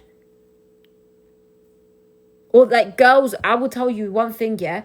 Girls will speak to these death row inmates, like they will do all that crazy stuff. Oh, I love you and all of this and all of that. And then when they go visit them, they see how hard it is. They never come back. So that's why when people sit there and say to me, oh, you went on there to fall in love with him. No, honey, let me tell you something. Yeah, I was content by myself. I was traveling. I was doing my whole, I was living my best life. And when I messaged James, yeah, people, it's sad because there are some genuine nice people in there. And they abuse those people emotionally. And then obviously, when these men find real relationships and serious relationships, they get violent. These girls get wild. They go above and beyond and fight you. I've had to say to some people, are you actually arguing with me over my husband? Does that make sense to you? You guys don't, Kendra, please, baby. Obviously, we don't want to speak about personal relationships, but I think Kendra will know what I'm talking about. I hope she's never experienced it, but some girls, it comes to a point when it's just another world. I'm not even gonna lie. It's another world in there. People don't even know about. Trust me. I'm just talking about how girls that used to contact, I don't know if it's happened to you, right? Girls that used to contact my husband, right? Before me, way before me. So when I got in a relation, when me and him decided that we wanted to be in a relationship, he cut off all these females because he was like, listen, these were all blurred lines. So for me, I'm gonna cut them off. And when they got cut off, what? Oh my goodness me. One of them messaged me the day before his execution, can I come and see his body? I said, are you mad? Are you okay in the head? She turned around and cussed me out. Good night, my darling. She turned around and cussed me out and said all of this. I'm like, are you actually fighting me over my husband's body? Are you hearing yourself? Or girls will message me, oh, because of you, he's cut me off. He hasn't messaged me back. And I'm like, okay, what do you want me to do? Are you expecting me to call my husband to call me and be like, you better message this girl? And what do you want me to do? Why am I doing damage control? I don't understand. You guys don't know the stuff I went, these girls will go crazy. But do you know why? Because they would try it back in the day and they would be like, oh, I used to send him money for his phone. Until I said, baby girl, nobody forces you. Just the way nobody forces me, nobody forced you either. You chose to put money on that phone so he can call you and boost your ego. Guys, you don't understand. It came to a point that but I was blessed because James always read me his messages, and not that I asked, but we just had that kind of relationship with transparency. We recognized that transparency was needed from the beginning. Yeah, I never cared about this stuff. I genuinely didn't. I would get messages and I would just be like, oh, here we go, Pennywise is messaging me.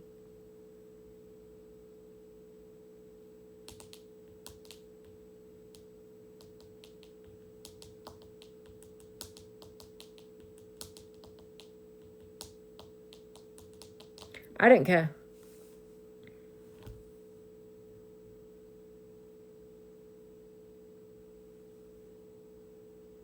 Yeah, there's always that fear. There's always that fear because obviously I'm in the outside. And it wasn't always. In the beginning, there was always that. It wasn't even afraid that I would hurt him emotionally. I think it was just more of there was a point where he was like, why would you pick me? You have your life ahead. You're educated. You have your thing going on. You have your own. He was looking at things more materialistically that I have. And he just couldn't comprehend why he deserved to be loved by someone like me. Someone like me. And I say to him, someone like me, what? I'm just your basic female. Yes, I do like to travel. Yes, I like nice stuff. But why are you not deserving of love? But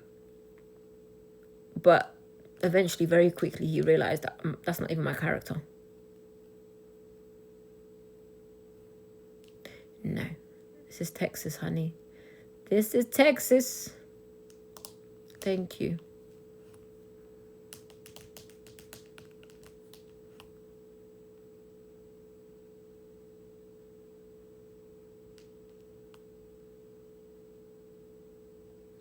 I need to get off in about 10 minutes. It's getting late.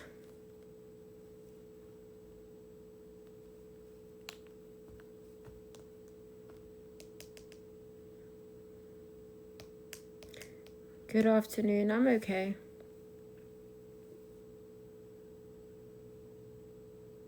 Behind the window, yes. I'm not gonna lie. When it's not just death row inmates, by the way. It's also inmates that are in segregation. Good night. They have the same thing. What the heck? What's that?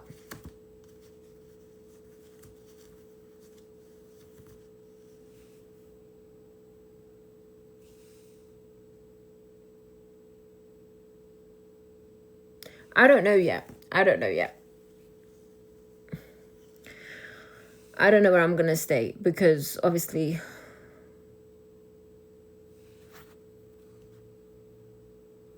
I don't know where I'm gonna stay yet. Wherever my legal career takes me. I lived in London.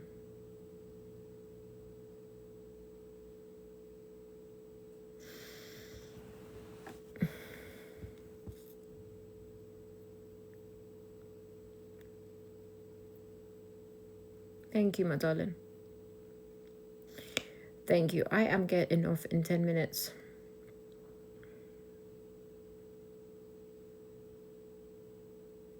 I can't believe I was crying earlier. That's embarrassing. That is so embarrassing. No, I don't practice. I had to pause to do the practicing, but I am there. I'm on the way there now. Thank you so much, Nina.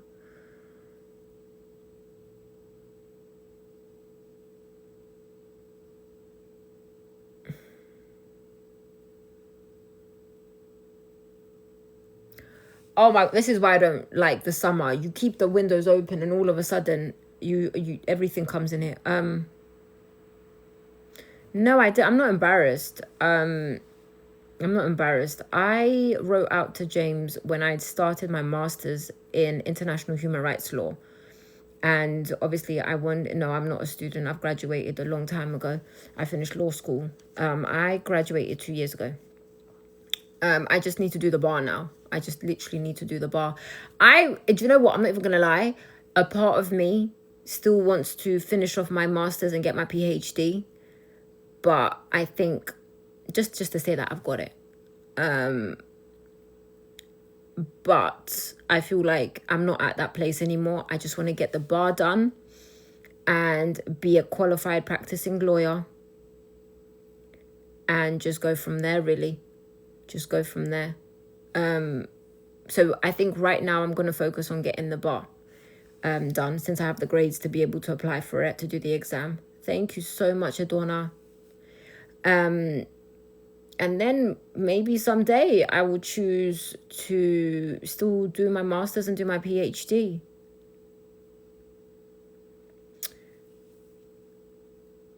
James and I, when we used to... Oh, we have so many good memories. I actually don't have a favorite one.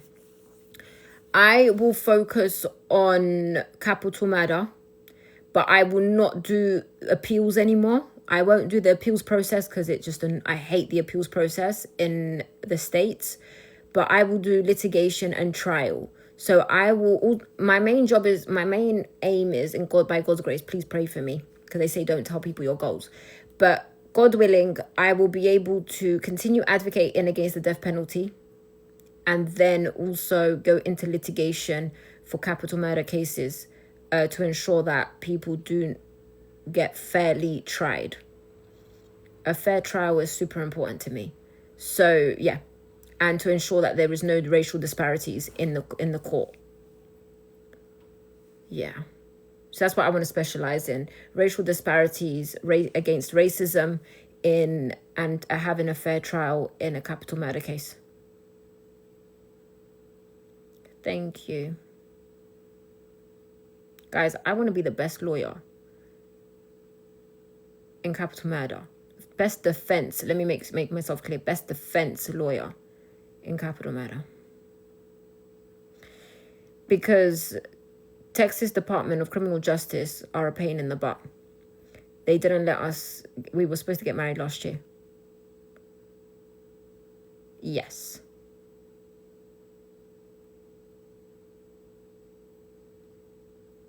Faliminderet. So God willing, I will then... Yeah. But one of my biggest roles is that I'm an activist against the death penalty. And also, I will be fighting for James's name and in our name, because we both own the rights of our name now. So, yeah. Everything will be done under James's name. Every fight, every capital murder case, every advocacy, it will always be done under the Broadnax name.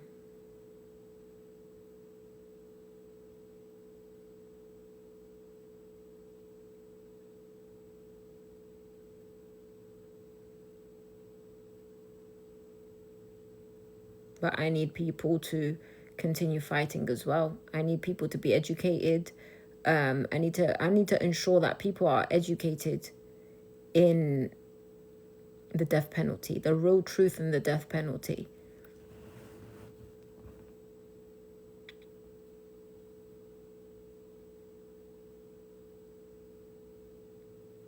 We definitely do.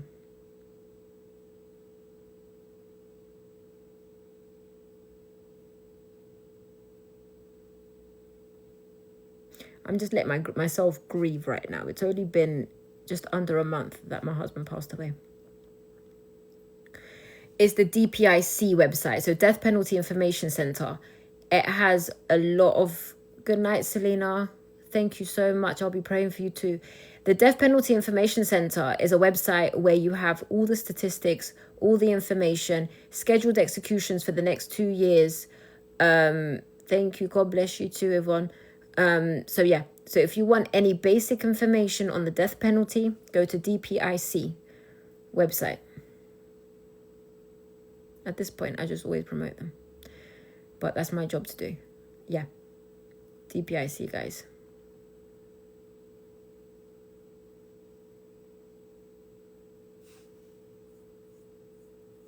Thank you, Kimberly.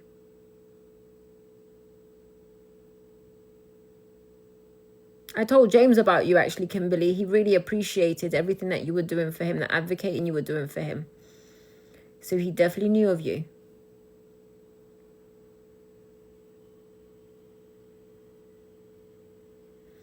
%. No. They live in different states from me.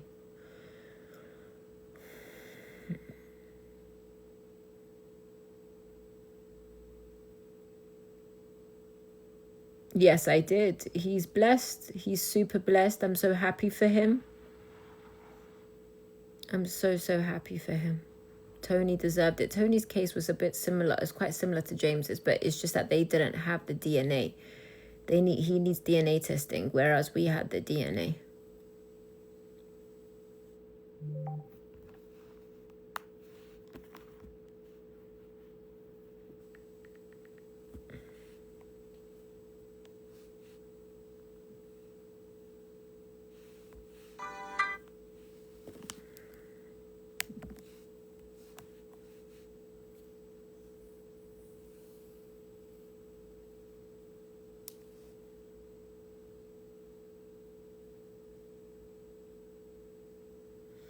I don't know. Honestly, I have no idea where God takes me right now. I'm just taking it day by day.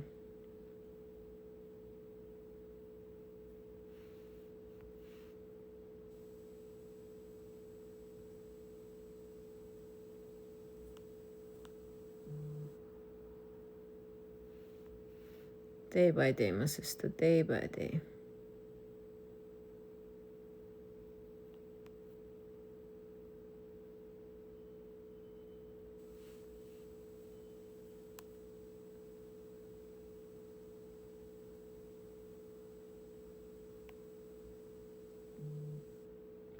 No.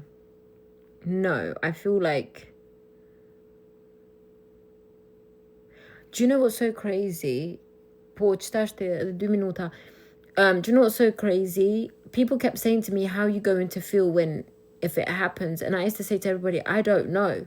Like, genuinely, I never knew how I was ever going to feel.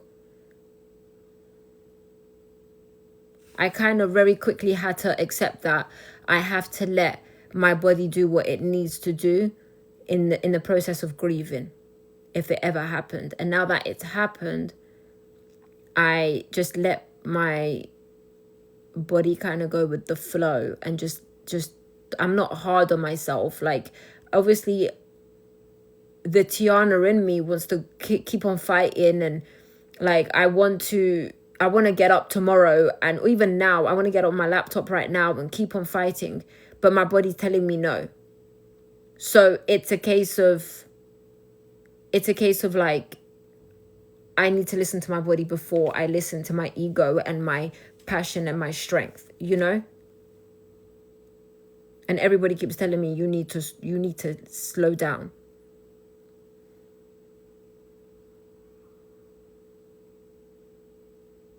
Because I've always been that kind of person. Cry for 2-3 days, dwell on it, cry, scream, shout, and then get up and go. Get back to work. Whereas, like, this is not allowing me to do that. This has been, like,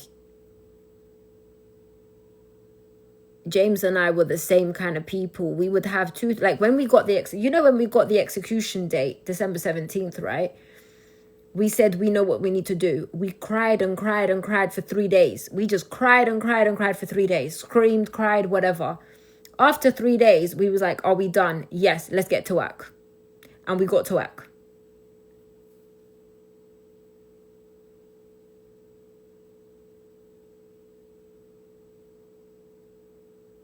And now my body's not even letting me do that. So it's annoying. But then...